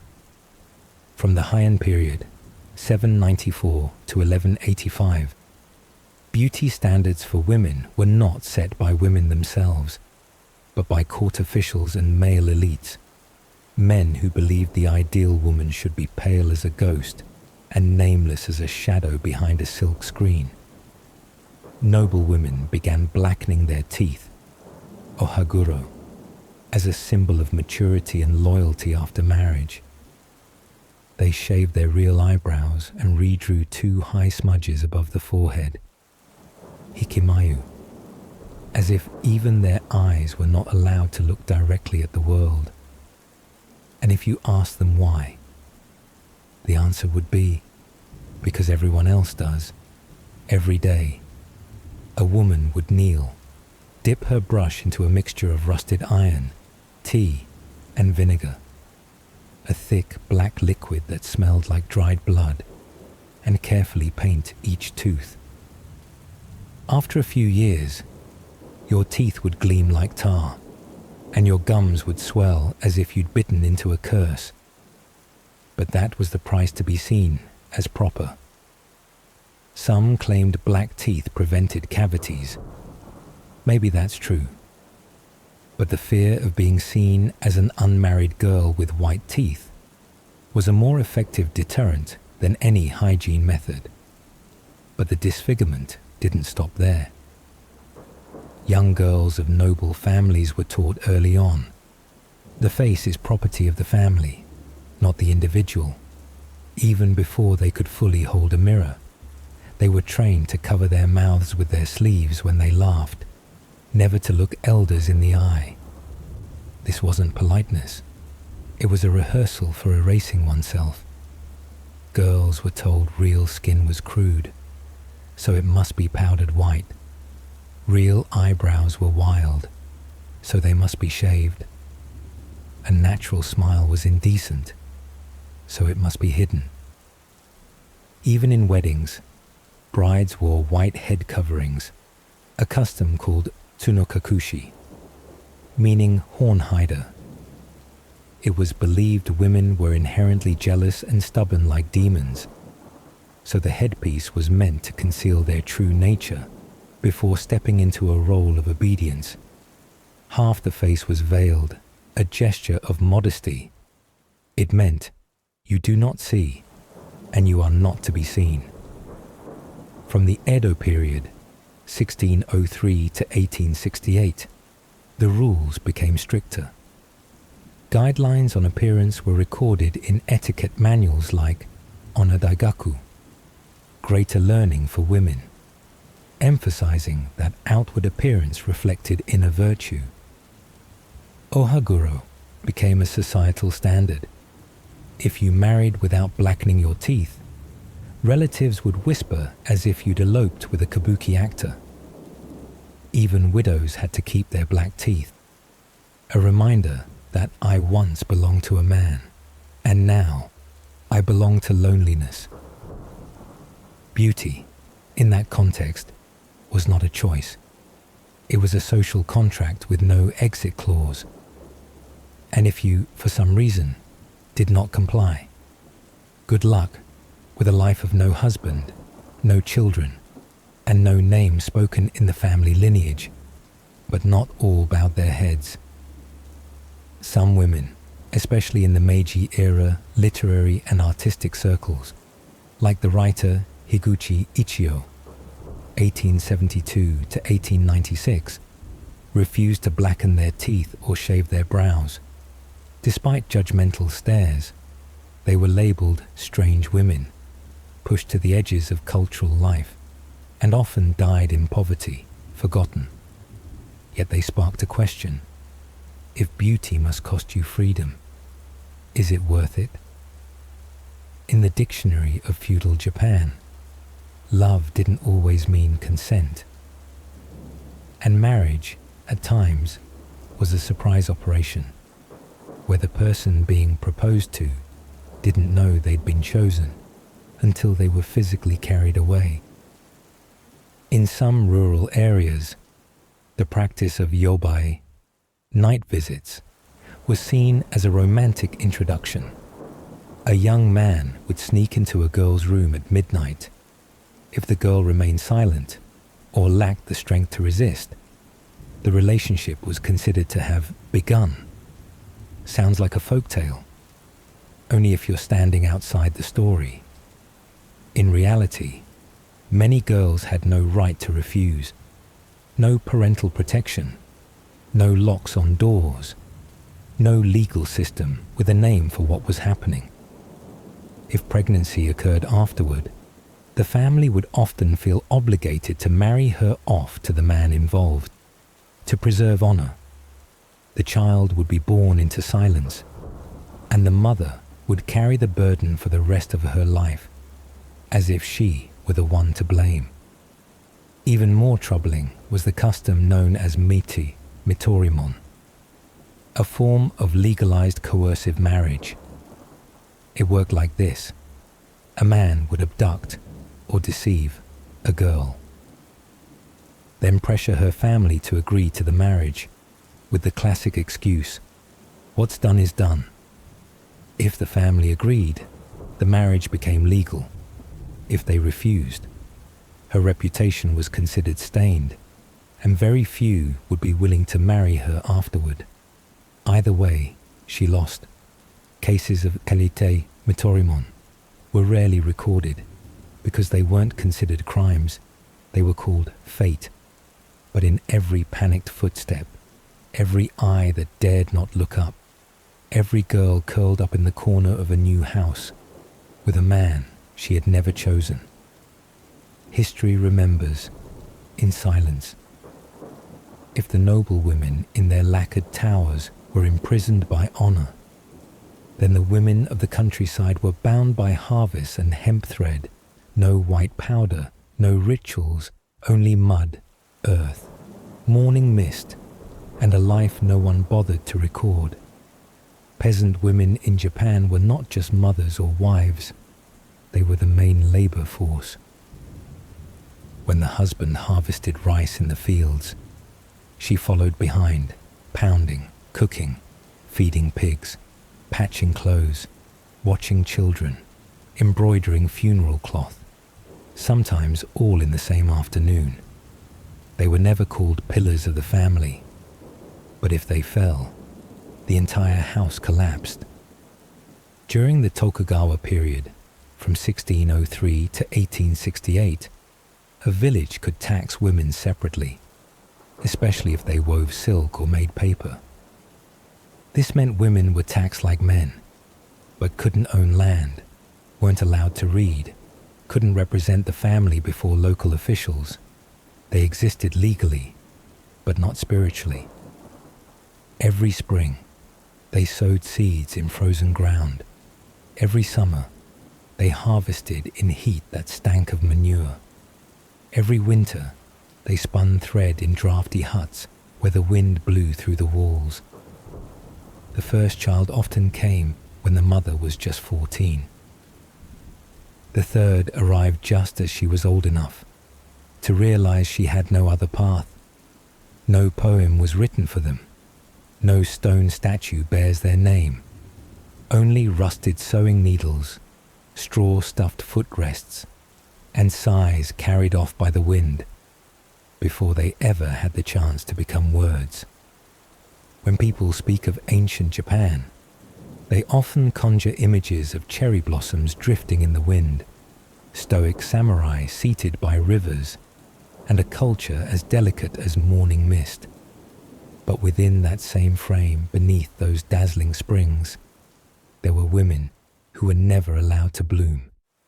They lived as the stone tiles beneath the empire's feet, with no names in legends, no portraits on temple walls, only voices swallowed whole, dreams folded like old kimonos and tucked away in moldy chests. They didn't go to war, but they bore its consequences. They didn't govern, but every gesture of theirs was ruled by law. If history is written in ink, then the part that tells of feudal Japan's women should be written in tears. No, in blood. And if you find yourself falling silent at this point, remember, we do not tell these stories to grieve. We tell them so they are not forgotten, because silence killed them once, and if we too remain silent, we kill them again.